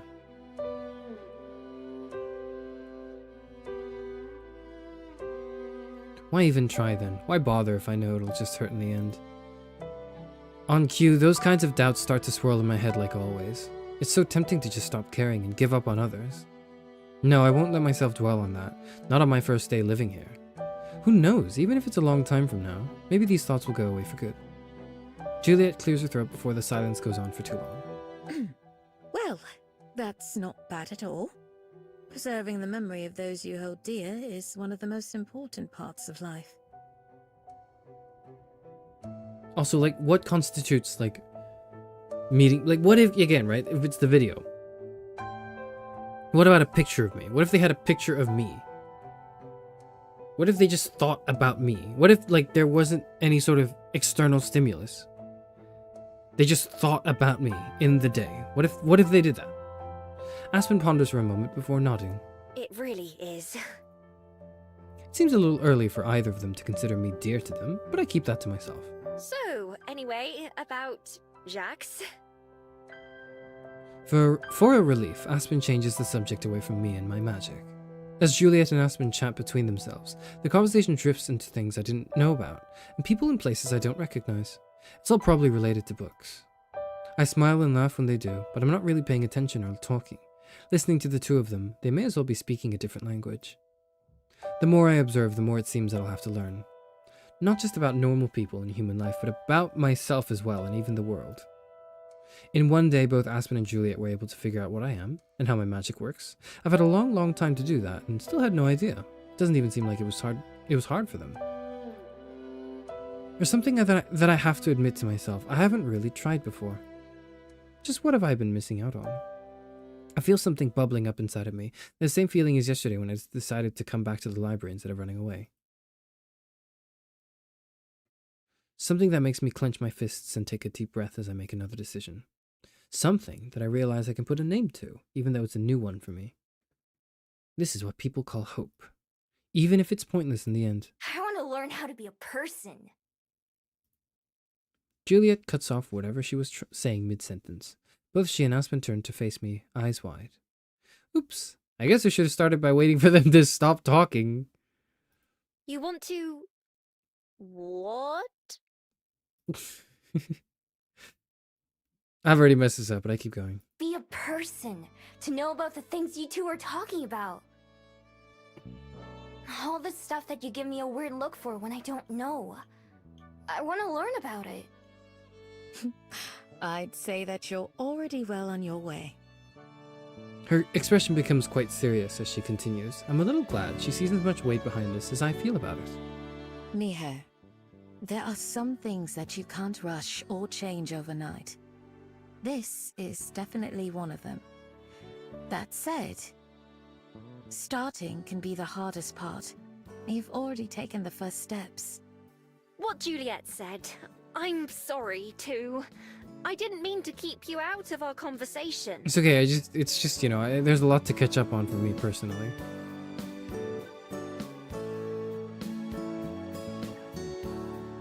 Bro, it's a visual novel with magic stuff. Do you think you can just philosophy out of seeing them every day? Like, maybe. And if I can't, I need to know what the limits are. I love, like, this is why I'm annoying. This is one of the reasons why I would, if I were in, like, a fantasy world, I would definitely be, like, a scholar. I would, like, in this world, maybe not so much. In, like, a fantasy setting, I would be obsessed with figuring out, like, the power system. With figuring out, like, how the mechanics of... Like, okay, I would have definitely been, like, a scientist if I were born, like 3,000 years ago. Like, 4,000 years ago, I would have been a scientist for sure. Now, I hate STEM. I don't hate STEM, but, like, now now, because of all these years of human civilization and all, like, and how ahead everyone else is at the game, I don't feel like I can ever catch up to, like, the way, you know, the way everything works right now. I've watched enough Michio Kaku videos to pretend like I understand, but really, like, I don't. But if I were isekai'd into some sort of fantasy world and there was a power system, I'd be figuring that shit out. I'd be running experiments. I'd be doing trials. I'd be writing research reports. I'd be sharing my findings with other scholars. I would thrive in that, I think. Like, I need to know how this works. I need to know how this power system works. He's a min-maxer. I am. I'm a min-maxer.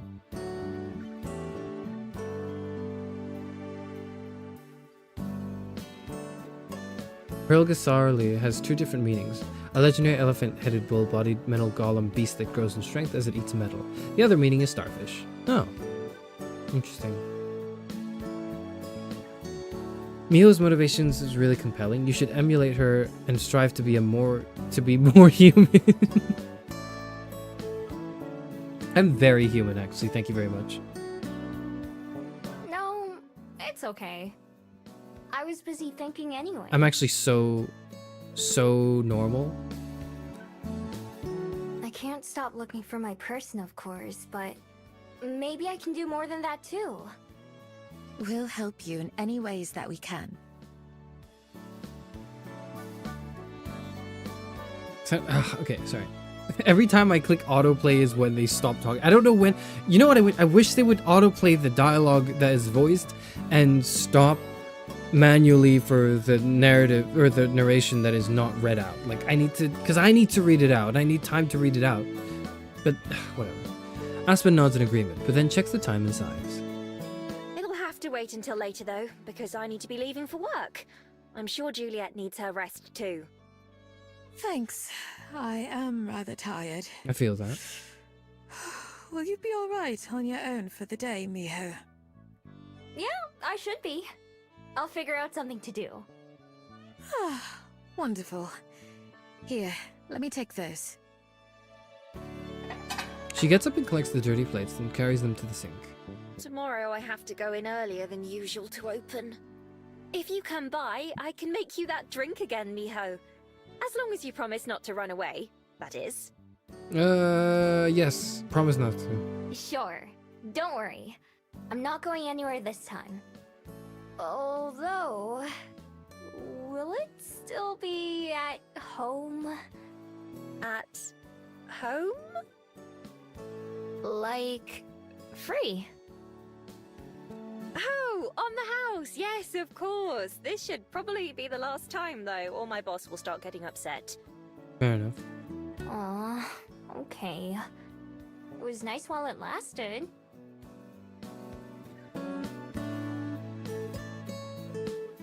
Aspen pauses as she rises from the table and starts to leave. You know, getting a job might be a good idea if you're serious about living a normal life. True. True. Truer words have never been spoken. It might be a good idea if you're serious about living a normal life. It would. It really would be. You know what would be a terrible idea if you're serious about living a human life? Getting a philosophy degree. That would be a bad idea. You can still do that for subjective experience. Qualia plus computational neuroscience, they'd lack an empirical model right now. Someone has to combine all this stuff into a model, which might take decades. Okay, you're right. I should think about that, actually. Unironically, I'm gonna think about that.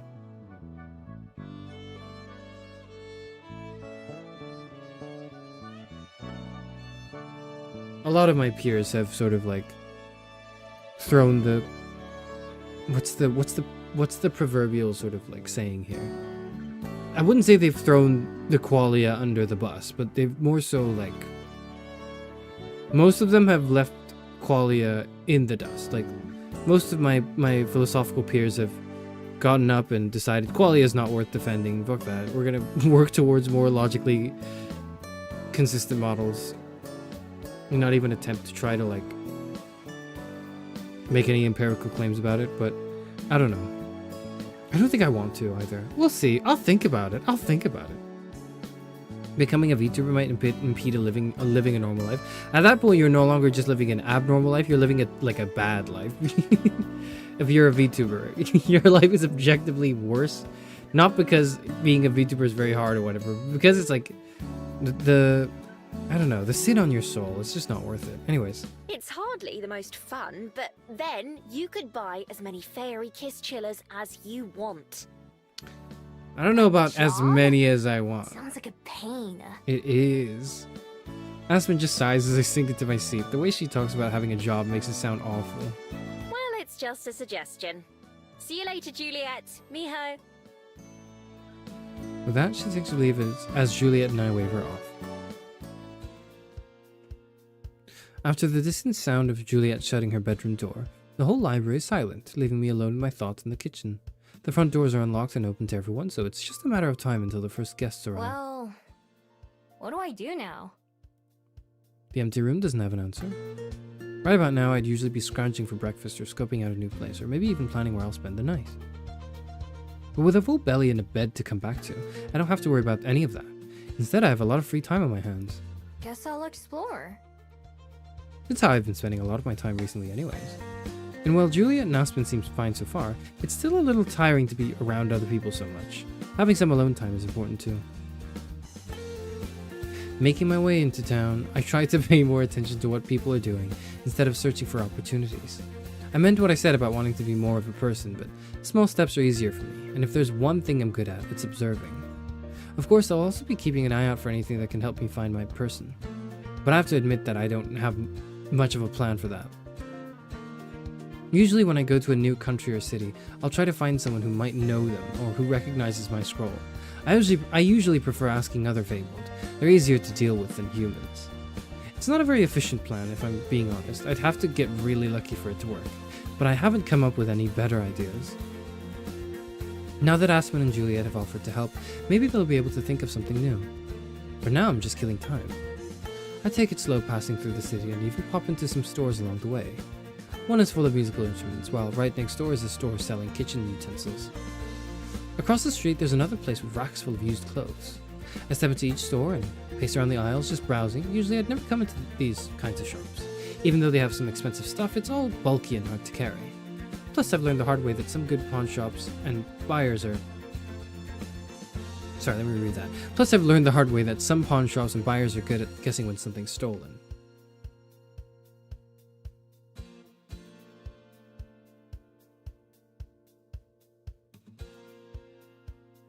Yeah, like if you haven't lifted the tag out of the thing yet, but whatever. Now that I'm paying more attention to what's for sale, I realize that I don't even know what a lot of this stuff does. In the kitchen store, there's normal pots and pans and dishes, which makes sense, but there's also a bunch of different gadgets of all kinds of shapes and sizes. I can't even guess what you'd use some of them for. Neither could I. At the music store, I recognize a few instruments, like guitars and pianos and drums. There are also a bunch that I've seen before but don't know the names of, mostly the kinds you play with your mouth. Then there are some that I've never seen, and can't even be sure are actually instruments and not some other kind of device. I seem to be the only one having this problem. In both stores, the other customers I've seen all walk around like they know what they're doing, or at least they're looking for something in particular. That's me. I know. I am so good at walking into a store and pretending like I know what I'm doing, and that I'm looking for something. I tell myself, I don't know if I actually look convincing, or if I look like an asshole to like the clerk, to like the staff that work there, but anyways. I try to listen in on a conversation that someone's having with a salesperson, but it's just like listening to Aspen and Juliet talk. I don't recognize half the words. God, I just need to go to school. I just need to get an education. I need to get like my degrees and my qualifications before I start looking for work, I think.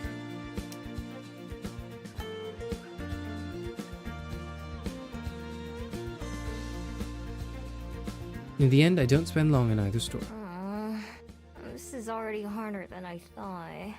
You want to finish singing the hook to 1,000 miles. I will not. I will not do that. Nearby there's a clock outside one of the stores, and it informs me that it's only been an hour or so since I left the library. There's still a long time before Juliet will be up. Guess I'll keep looking around. Although I'm not expecting much, I continue to browse through most of the shops I pass, just for something to do. I think about going by the bell house and saying hello to Aspen, but when I get there's a line out the door and around the building. Peeking through the window, I don't even see her. Instead, someone else is taking orders at the counter. I don't feel like waiting, so I keep walking instead. I end up walking for as long as I can stand it, past the skyport and beach, past Mount Victoria, back towards town yet again. When it eventually gets too boring even for me, I head back to the library. It's much busier now than when I left. There's a pile of books on the desk that people have brought back, and the checkout sheet is half full. Some of the chairs are occupied, and at least a dozen people are browsing the shelves. None of them pay me any mind, even when I grab a snack from the kitchen and then head up to my room. In there, I do the only thing there is to do, flop onto my bed and look up at the ceiling. Don't get me wrong, I'm glad to have a bed to do that in, but it doesn't help much right now. So I can be bored outside or bored inside. I should get like a Nintendo Switch is what I should get. In my normal life, I'm usually too busy to be bored. Having time to rest and relax can be a luxury. Now I've got more time than I know what to do with. I hadn't even realized this would be a problem. Guess all I can do is wait for Juliet. God, I wish that were me right now. Hopefully she'll have some ideas. I get the feeling she could give advice on anything. May as well get comfy. Yawning, I get under the covers and then transform into a fox. With a soft pillow under my head and the cozy blanket above me, it's a lot like being in a very comfortable den. And after all the walking I did, a nap does sound pretty nice. If I'm lucky, I won't wake up until Juliet does. Wrapping my tail around my face, I close my eyes and eventually drift off to sleep. It's almost dark out when I finally open my eyes. Just like this morning, it takes a second for me to remember where I am. I burrow my way out of the blankets and then retake my human form, rubbing the sleepiness out of my eyes. That nap worked better than I expected. Did I nap until like midnight? Hopefully Juliet will be awake by now. If she isn't, I don't know what I'll do. There's no way I'm falling back asleep anytime soon. Unlike this morning, when I pass by Juliet's office, there's no light from under the door. I do catch the sound of something going on in the kitchen, so I make my way downstairs. In the kitchen, I'm treated to quite the sight. Good evening, Miho. I'll be with you in just a moment. Okay. It's not just Juliet in the kitchen, but 3 bats as well. One clings to the back of the chair, Aspen sat in this morning, and another is on top of the fridge. The third is perched on Juliet's shoulder. I think it's the same one that I saw in her office. This is one asset that's been but like, in all fairness, it's a great asset. I love the way the bat looks. Juliet's holding a small bag and handing out the contents of the different bats. On closer inspection, I realize that they're bugs. All the bats devour them greedily, including the one nibbling by Juliet's ear. She doesn't seem too bothered and hands them each another treat. All right, here are the last ones. The bats on the chair and fridge finish their snacks and they fly over my head and out of the kitchen. Their wings nearly clip me in the face and the gust they create blows my hair around.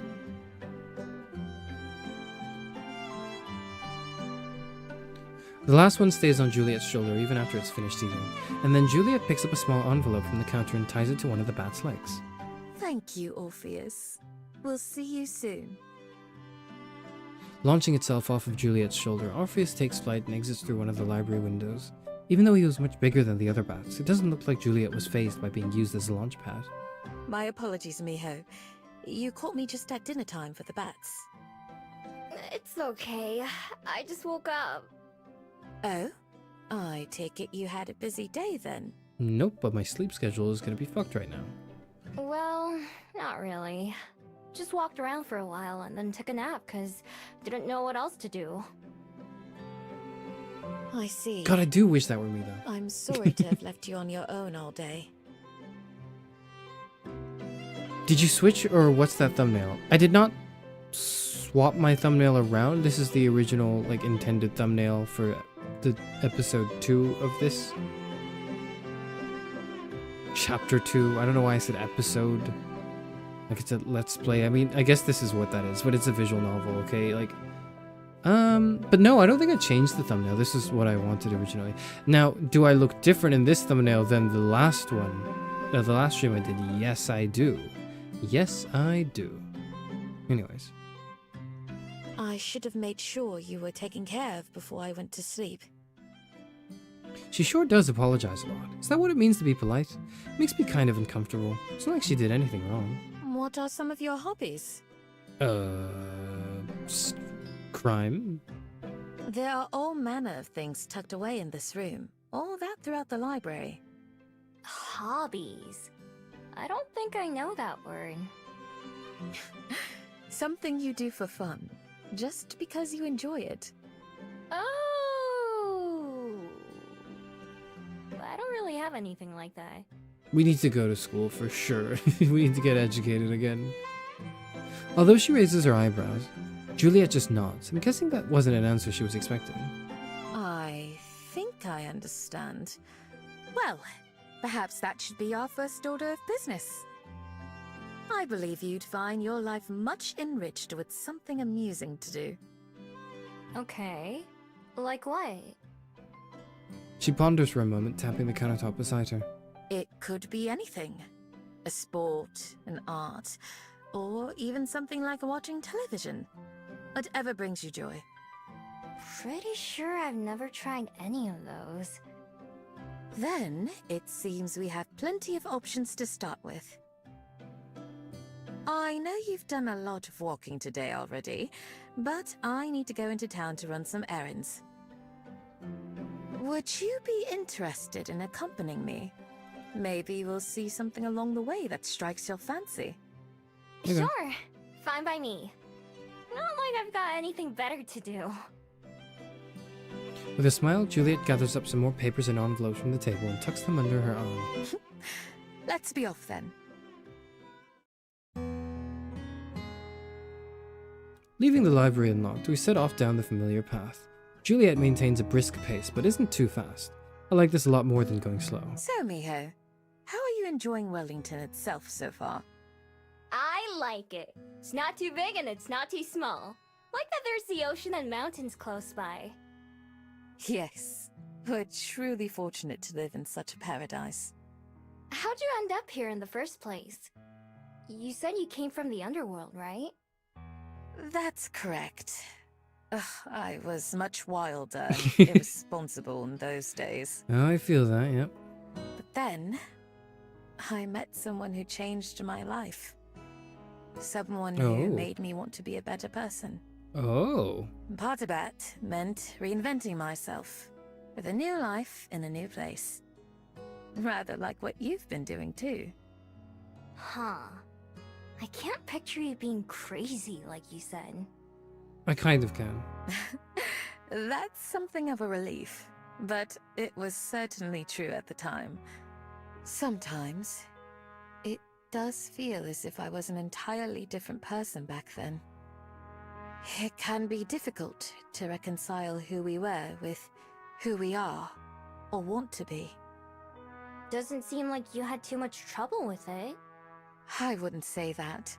For one, this was very long ago. And even now, I continue to change. Everyone does.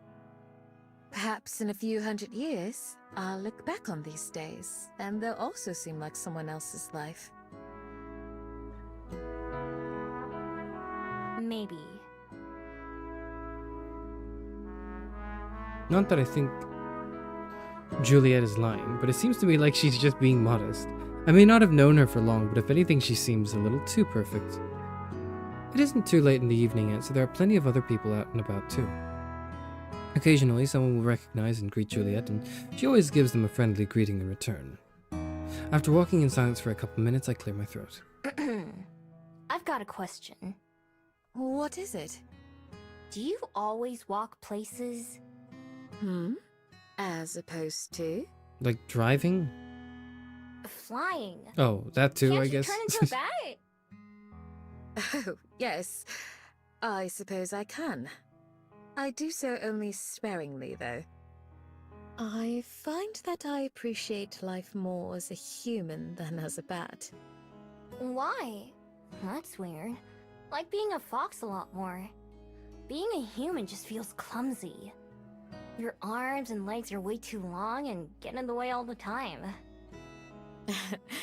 I suppose that's true. It can be quite awkward at times. Or even embarrassing. Yeah, exactly! I've never been embarrassed as a fox. I understand. There are certainly downsides. I believe the good makes up for the bad, though. Some things are only possible as a human, or fabled. I mean, if you get to shift at will, then... If I got to shift at will, I would probably fly everywhere, but then I would...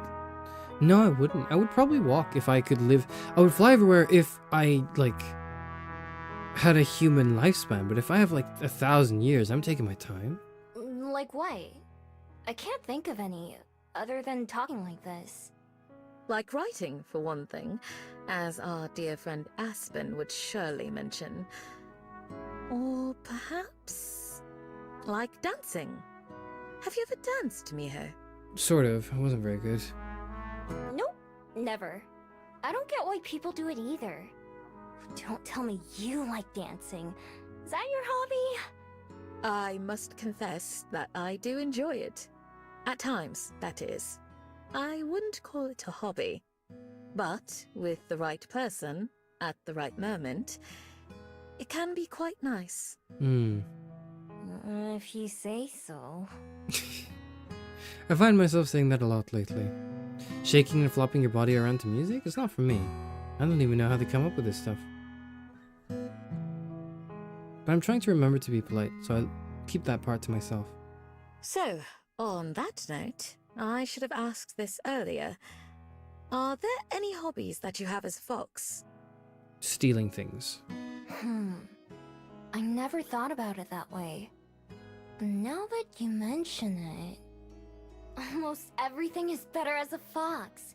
The sun feels nicer on my fur than it does on my skin. Flowers smell better and more interesting when I sniff them. It's more vivid. I remember Aspen using that word and explaining what it means. I bet she'd be proud if she heard me use it. You do make it sound lovely. But are those things you do for fun? Well...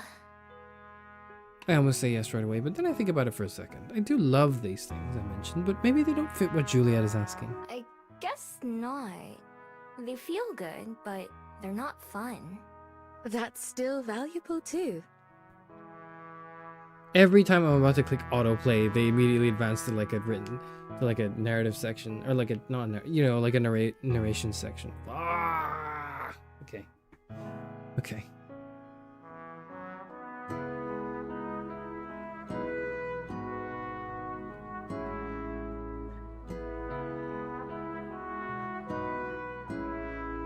Is Juliet making you regret that your companion is a raven instead of a bat? My companion is a parrot, and I don't care for it. If you could even call it a companion.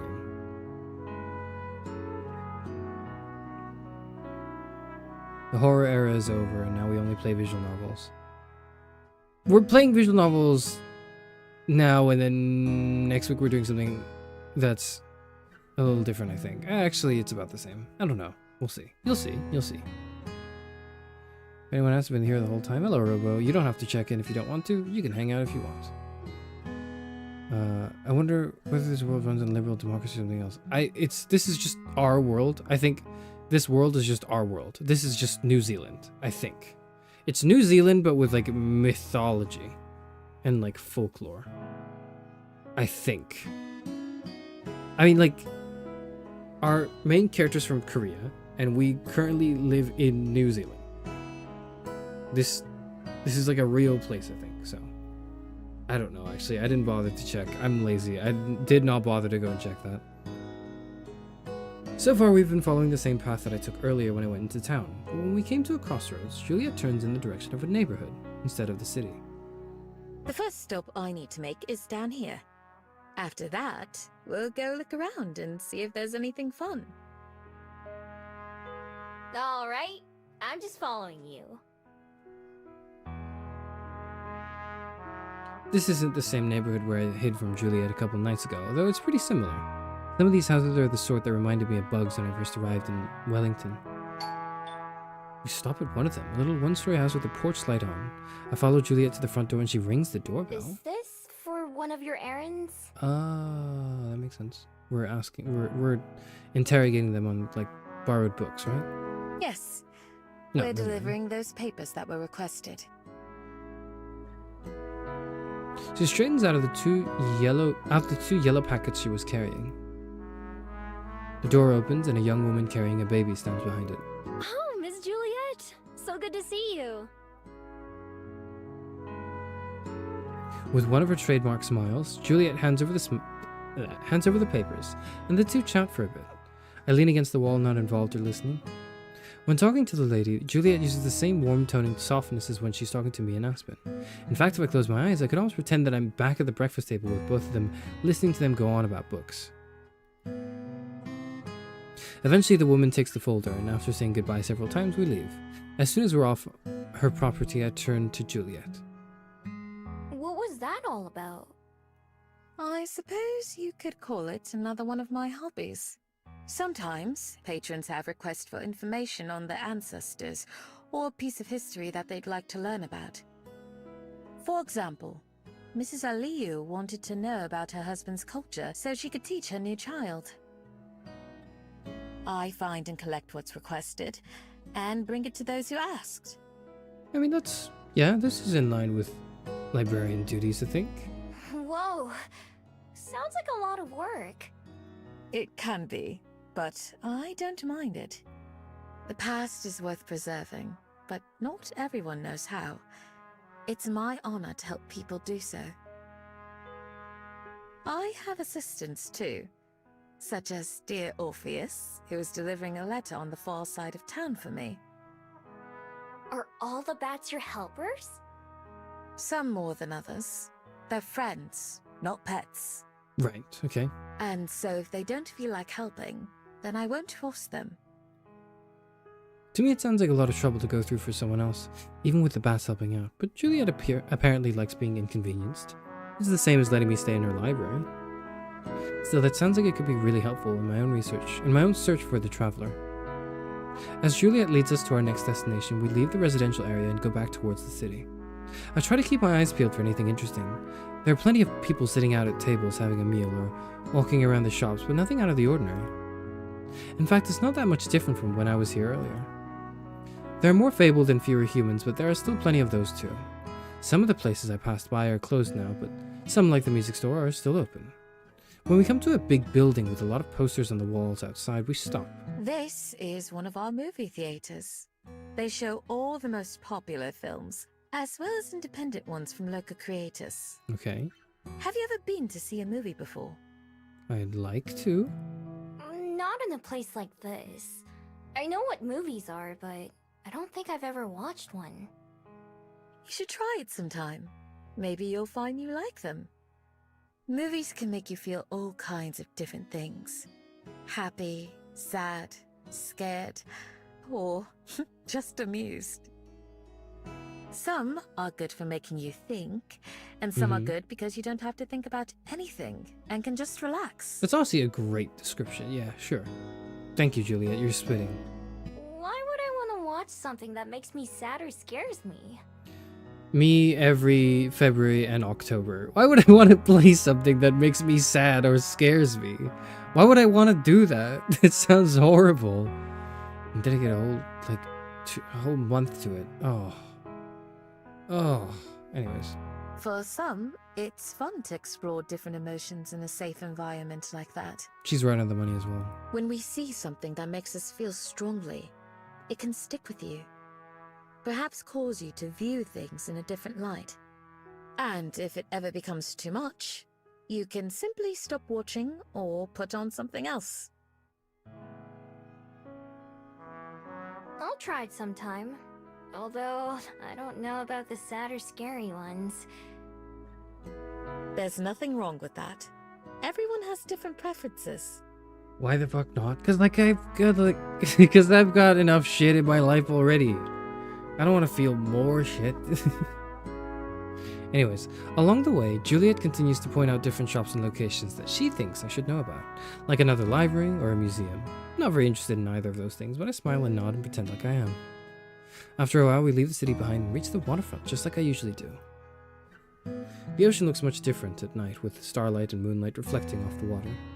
Far out at sea, there are a few lights that must come from the boats, and sometimes lights in the sky from passing airships. We head down a small path to the boardwalk, where we look out onto the water. There are a few empty buckets sitting on the ground nearby, as well as some folding chairs. I point them out. What are those for? Oh god, we're gonna go fishing. People like to fish off at this pier. Ooh. They come at all hours, but I believe this spot is used for teaching lessons during the day. Ooh, lessons on how to catch fish? That's correct. Is that something you're interested in? Maybe.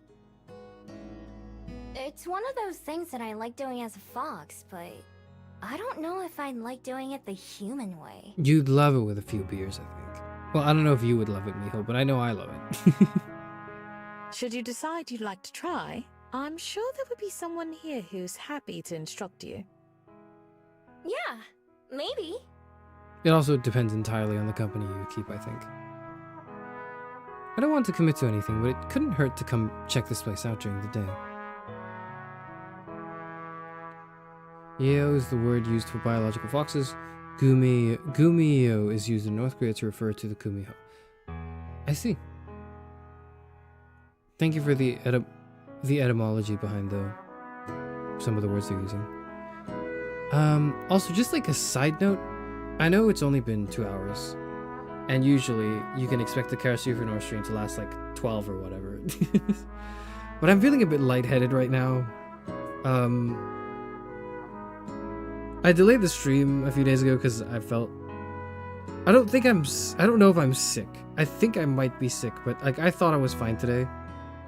And I was fine like for the first hour maybe, but now I'm not feeling very good. So I might end stream in a little bit. If does this... How long does this go on for? This chapter, I mean, not like this whole thing. I mean, just mean this chapter. Because if I could just tough it out and like end at the end of the chapter, I would do that. But yeah, I don't know. Can you please stop dying when confronted with Yuri? I don't know what's going on with this game. It's cursing me. Like, I actually don't feel very good right now. Okay. No one here has played this game. I'm pretty sure. I'm gonna go for like another 15 minutes and see how I feel. Okay. I'm glad you found something that struck your fancy. Is there anywhere else you'd like to visit while we're out? Or should we return home? Nah, I'm ready to head back. Is there anything for dinner? I'm sure we can put something together. Then let's go. Since I actually know where we are now, I lead the way back home, with Juliet close behind me. It's another chilly morning in Wellington. I'm outside the Bell House waiting for Aspen. People are gonna think I'm staking this place out. And for once, that isn't true. It's after breakfast, but before the sun's up. Aspen invited me for a free drink before they open, but I'm starting to think I've been duped. Any time now.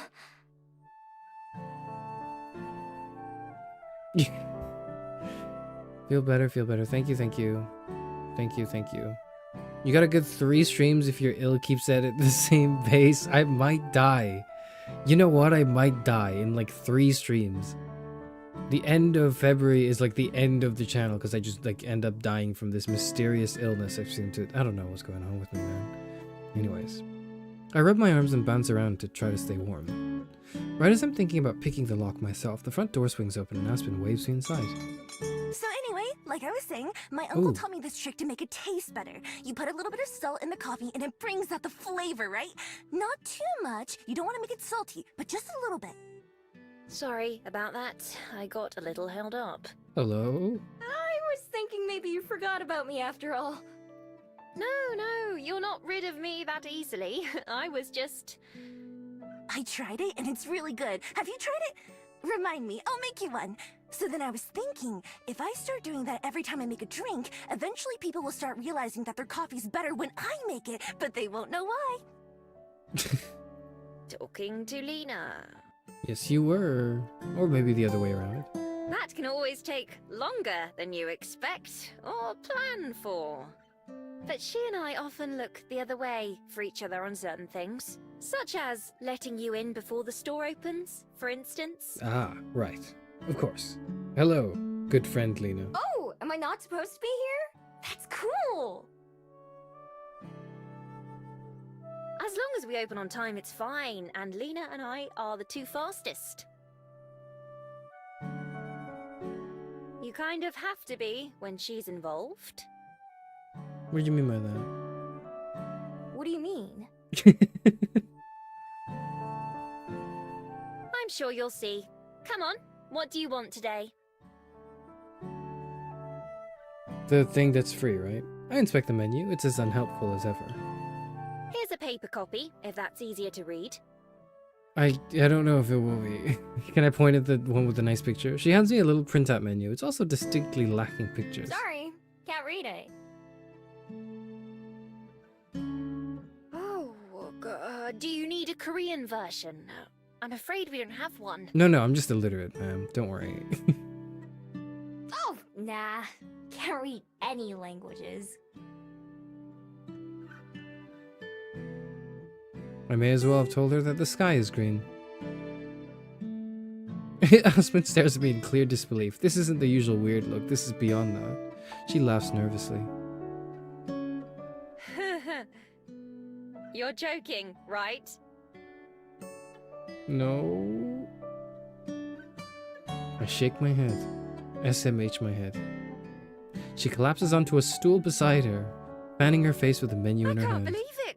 I just can't. So you haven't. Wow. I mean, she looks... I'm sorry. Not gonna continue that. I can tell she really wants to say more, but she holds herself I back. suppose that explains a lot. Still, I just can't imagine. Come on, Aspen. It's a big world out there, Aspen. Anyway, if you want to try something new, then how about our ambrosia latte? Okay, I like the sound of that.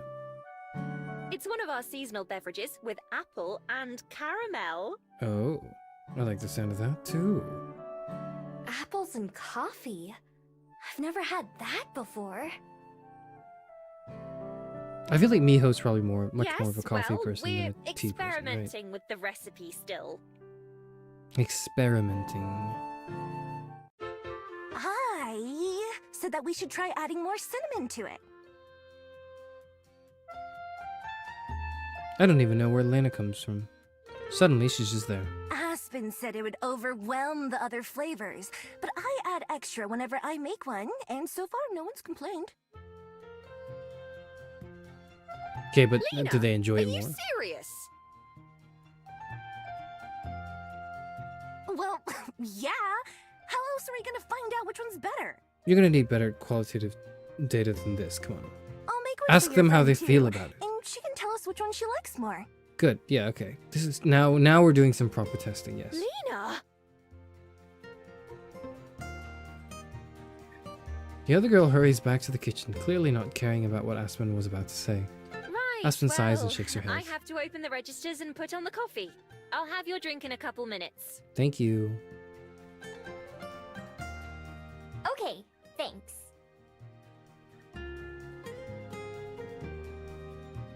I hop on one of the tall stools and wait, swinging my legs back and forth. Before long, the cafe fills with the smell of warm coffee and baking bread.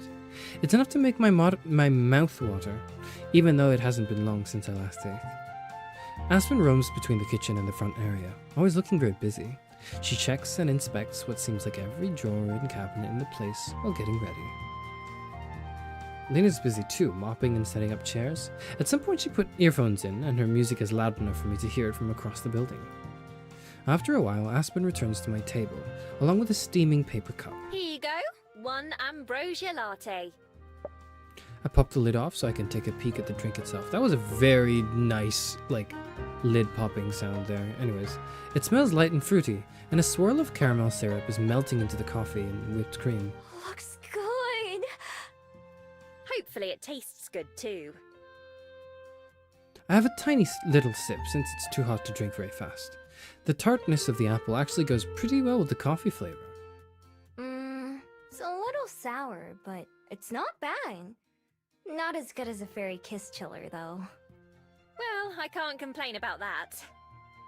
The chair squeaks against the floor as Aspen sits down across from me. So, have you decided how you're going to spend your day? No. Not yet. What about you? There's still another 7.5 hours left on my shift, so Damn. I'll be here for quite a while. Oof. After work, I try to have a social life or get some writing done. That's literally line for line what I say.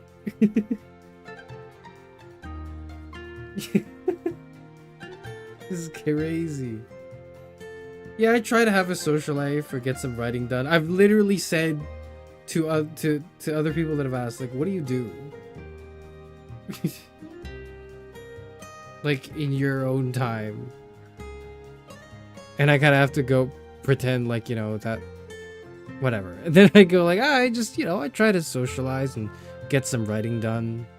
I never get any writing done. I try to. I've never been able to. I still haven't been able to get the damn trolley problem video out, but we'll get there. We'll get there. Okay, hello. Hello, you have Kazoo. Hello. When will they kiss? I don't know. This is seeming like a slow build up.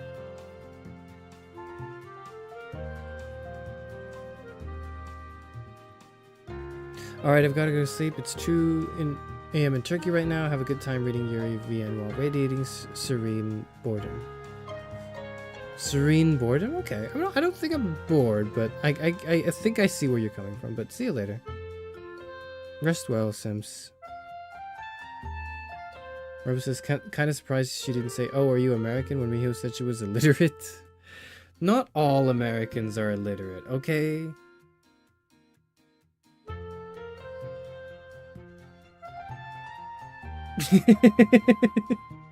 I'm not even gonna, I'm not elaborating on that anymore than I need to. Although lately I usually just collapse on the bed and take a nap. I say that too, and then I go like, oh my god, like, you know, I try to get some writing done, but lately I've just been so exhausted. I just fall in bed, I just like collapse and I just die. That's crazy. She's just like me for real. Both of these characters are just like me for real. How are the love interests just like me for real? And the main character I don't care for. Not like, okay, I like Miho as a main character, but I do not relate to her personally as like a person. The Aspen and Juliet though are so real. They're so for real.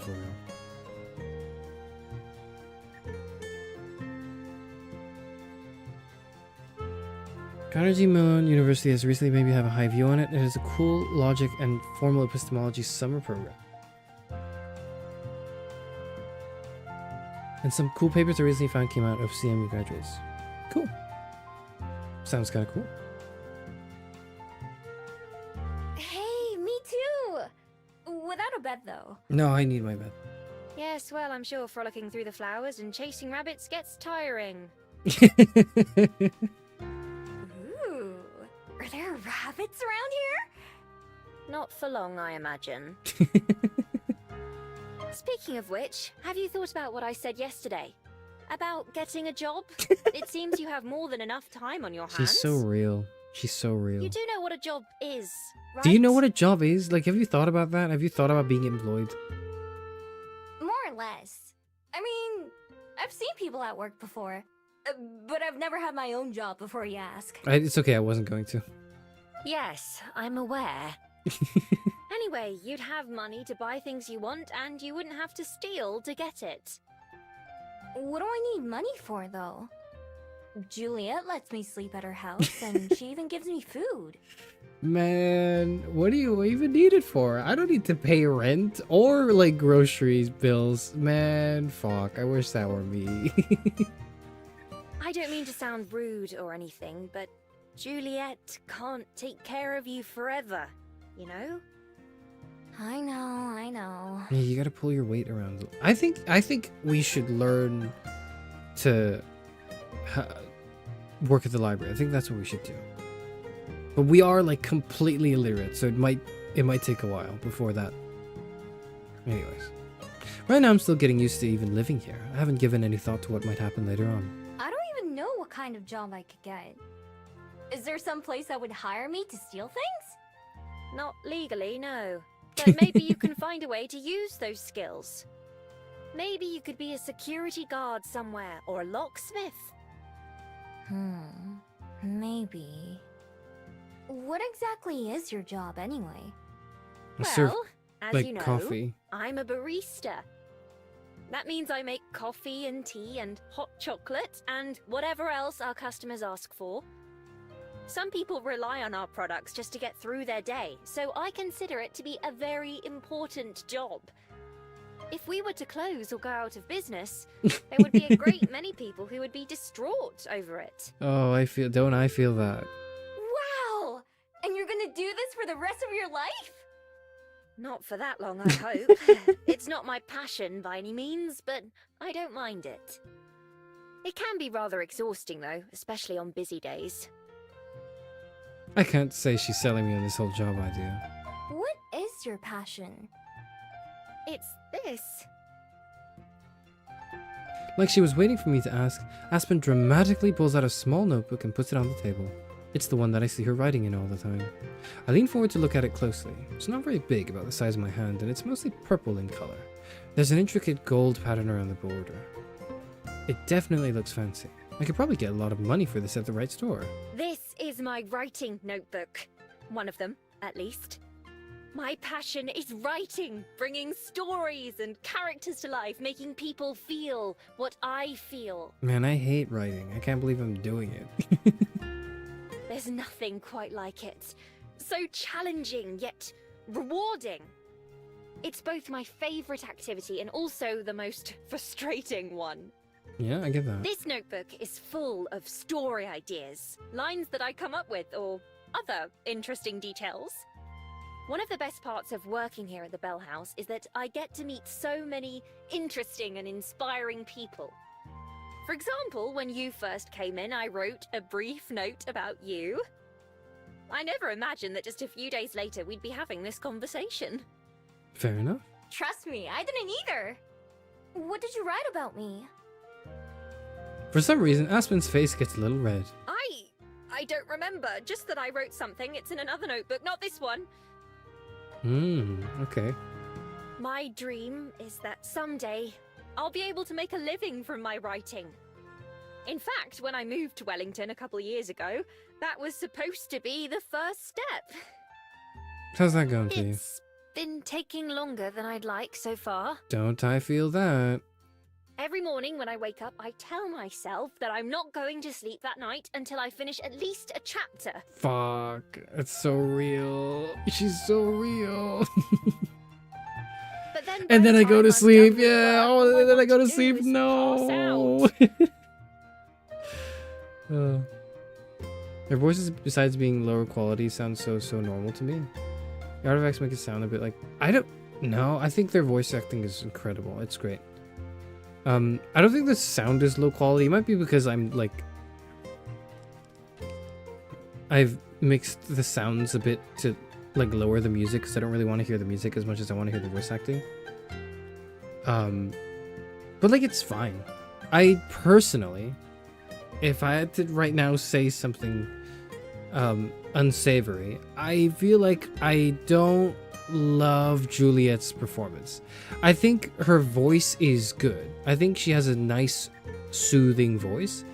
But I think Juliet's voice actor doesn't really have the voice for the character of Juliet that I would imagine in my head. I like her voice. It's just this. Her voice is not Juliet's voice. If that makes sense to me. Sorry, if that makes sense to you. It makes sense to me. I'm actually getting like tired. They sound like normal people, not like anime characters to me. Yes, and I think that's why I like it. Because ultimately, I don't want my anime characters to sound like anime characters at this point. Because I'm 60 years old. I don't want the, like, Breaking Bad, but it's dubbed to, like, sound... Like, how do I... Hold on.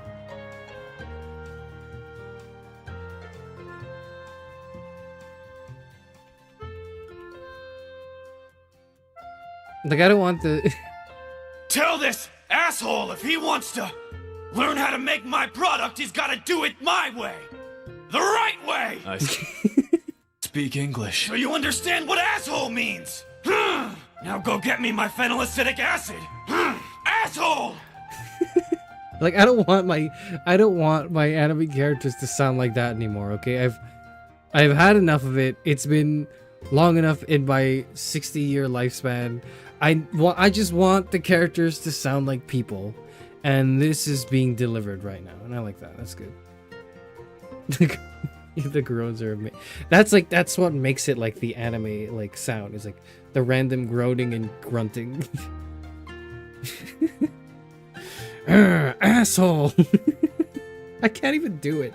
I don't know how they do. I don't know. I forget what the name of the channel is. Where's the assistant? Hold on. Yeah, here's the... Take you to get him what he needs. How long is it gonna take you to get him what he needs? I don't know. I have no idea. Several hours at least! I can...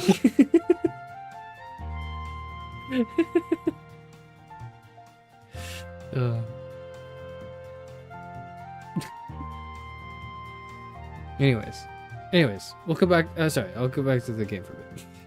Of course, that just puts me further and further behind. Yep, I feel I feel it, myself Aspen. to blame, I suppose, but life doesn't make it easy for me. No, it doesn't.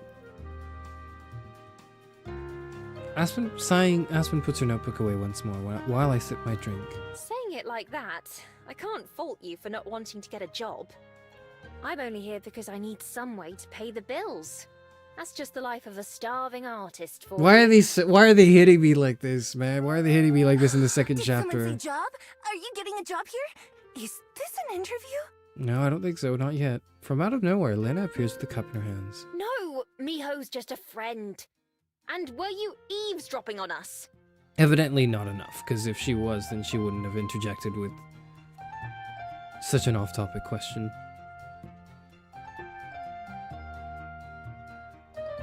You need to practice your growling, Alpha.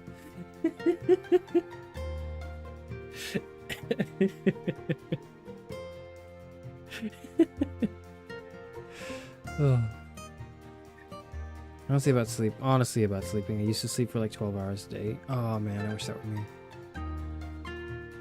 It's not eavesdropping if you're in public. You should learn to talk quieter if you don't want people to hear you. Like me. I'm really good at talking quietly in public. Some of my friends have not learned that yet, and they speak very loudly in public, and it's one of my pet peeves.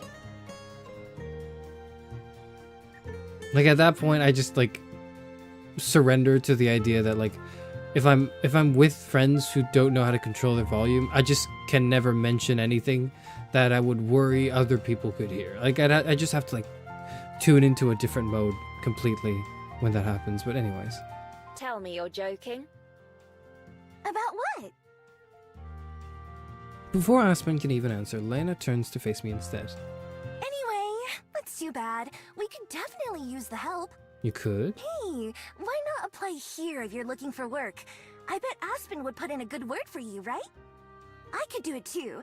It'd kind of be lying, I guess, since I don't know you that well, but you seem like an alright person. Well, you wouldn't be lying. I mean, if Aspen trusts you, you have to be okay, I think. I can go get you an application right now if you want. I printed out a whole stack of them yesterday. Actually, it's the second stack, because the first one jammed up the printer and... Lena, I am begging you to please be normal. I feel like Lena is very normal. I feel like this is a very normal person I'm speaking to. What? Tell me why it's a bad idea. Do you not think... What's your name again? Miho. Miho. Do you not think Miho could do it? No, it's not that. I'm sure she'd do great. It's just... Wait, that sounds fun. Would I get to work with you? Well... Yeah, we'd work together. Okay. Oh, you meant Aspen, didn't you? Yeah, she'd be there too. Slapping her hands on the desk, Aspen stands up from the table. It's certainly an idea. Perhaps one we should discuss later. Lena, you and I should be getting to work, don't you think? Okay, boss. Please just go unlock the door. Okay. Smirking, Lena heads towards the front of the store. Feel free to hang out for a bit if you'd like, Miho. Although it's going to get busy soon, so I won't... Oh, wait! I almost forgot! If you need something to do, come play tennis with me this afternoon. Ooh, that sounds fun. Tennis? Yeah, you know, you hit the ball back and forth over the net. I know what it is. Is that your hobby? For now, I like trying new things. I like her vibe too. I'll think about it. I should try something new myself too. I wasn't asking. Sorry, you're saying I'm either exhausted or Lena sounds like Astra Yao from ZZV? I don't think she's Astra Yao. I think she's somebody else. She is... I know she's Seely from Honkai Star Rail. This is... What's her name? Molly Jang, I think. I do not... I think Molly has a role in ZZZ as well.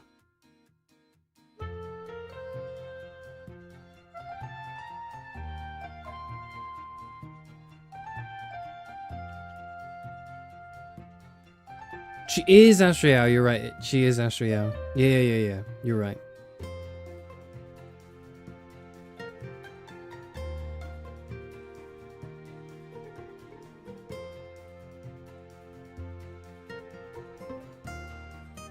Anyway, you said it yourself. You're totally coming. So, I'll see you there. Okay. Okay. I can't help but feel like I've been roped into something here, but it's true that I should at least give it a shot. Maybe I'll turn out to like it more than I expected. Cool. Lena starts to leave again, but then suddenly jumps back around to face me again. Oh, right. There's one more thing. How many more things does she have?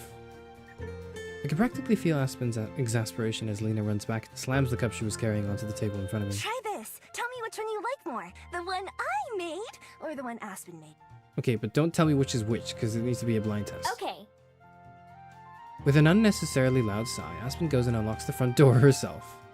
I'm over halfway done with Aspen's drink, but I take another gulp, paying attention to the mix of flavors. Then I do the same with Lena's. Lena watches eagerly, fists clenched in excitement. So, what you think? Come on, be honest. When people say be honest, they usually don't mean that. That's what I've learned. I can't taste a single difference. They're both good. Sure, but which one's better? Taking another sip of each, I try to detect anything that's different between them, but I can't. Fortunately, Aspen saves me. She looms behind Lena like a fountain. Lena, don't you think maybe you should go check the croissants? Nah, I already looked at them earlier. A couple of them were kind of schoolish, but I tried to massage them back into shape. Don't worry.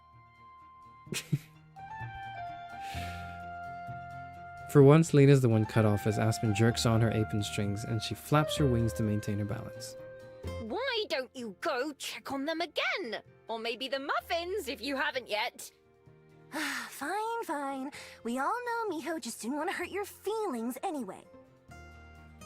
Aspen releases her and Lena walks off to the back of the cafe like an embarrassed cat, pretending it was her idea all along. After she disappears into the kitchen, Aspen sighs yet again. I'm sorry about that. It's fine. She seems nice. That is certainly one way you could describe her. What I was trying to say earlier is that you can stay here if you want, but I won't be able to chat. Our first customers will be here any minute now. That's okay. I'll probably go back to the library once I finish my drinks. All right, I'll see you later then. And don't feel obligated to finish both if you don't want to. I get 2 free drinks and you tell me you don't have to finish them all. Of course I'm finishing them all.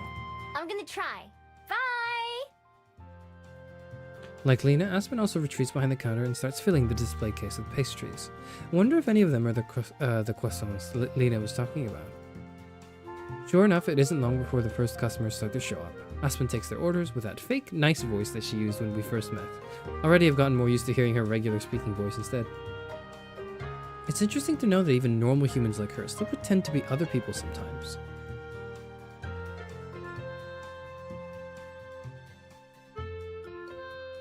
I wonder why she feels like she has to do that. So far, she's one of the nicest humans I've ever met. After I finish up my first coffee, I toss the cup away but hold on to the second. I'll drink it later or something. Aspen waves as I leave the bell house and start making my way back to the library. I've had my fill of wandering around for at least a few days. If I'm going to be bored, I may as well do it while I'm comfy. Job or not, Aspen is definitely right about one thing. I really need to find something better to do with my time. It's definitely job. It's definitely job. Now we've got all these other things to do. Or we can go to Hataitai Park to go play tennis. That's what we're doing, I guess. That's what we'll be doing next, I think. That is what we'll be doing next, I think.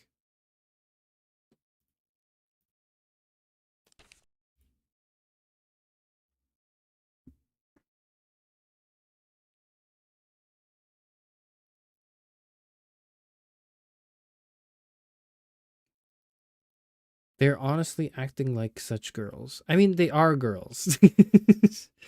They're behaving in a way that's very human. And like, these are like normal people talking to each other. Like, this is definitely an interaction that exists in the world. And I appreciate it for that realism. Because I know you're saying like, it's anime characters and I'm playing a visual novel. I want to escape the cruel, harsh reality. And you are doing that.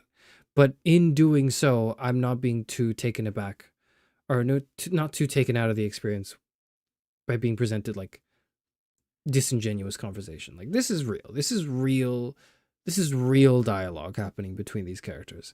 I will say that I think you're supposed to relate to Miho because she's the main character you play as and make the decisions for. And you read her internal monologue. But so far, I've just been heavily relating to like Aspen and Juliet. Like, they are the me for real characters, not like the girl we play as. So I don't know what this says. I don't know what this means. Cause like, I'm just thinking of this and like, A Date with Death as well, where I can't relate to the player character at all. I'm like, this person is so annoying. And I relate so much more to like the quote unquote like love interest in the story, who to me sounds like is making a lot more sense. I don't know how to feel about it. Anyways, I'm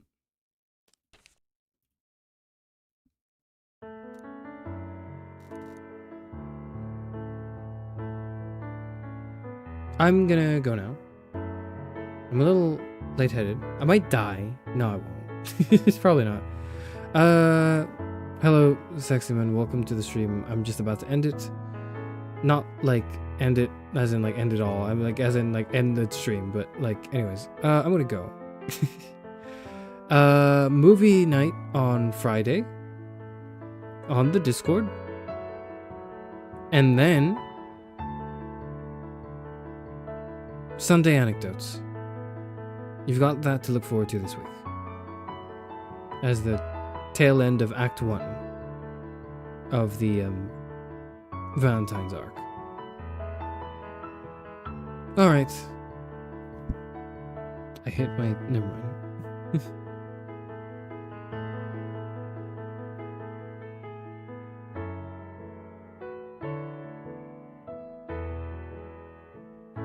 I don't know what it is. You know how the other day I said, like, I had a fever, and that's why I delayed the stream?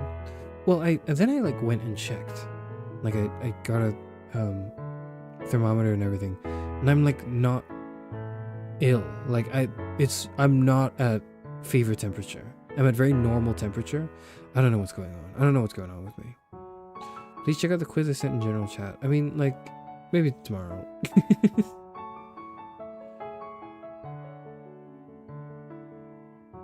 Have a good rest, Yuri hating old man. I don't hate Yuri, okay? I'm literally playing it right now. Drink water. It's a good idea. I've been doing that, but I should do that more. Alright, goodbye, everyone.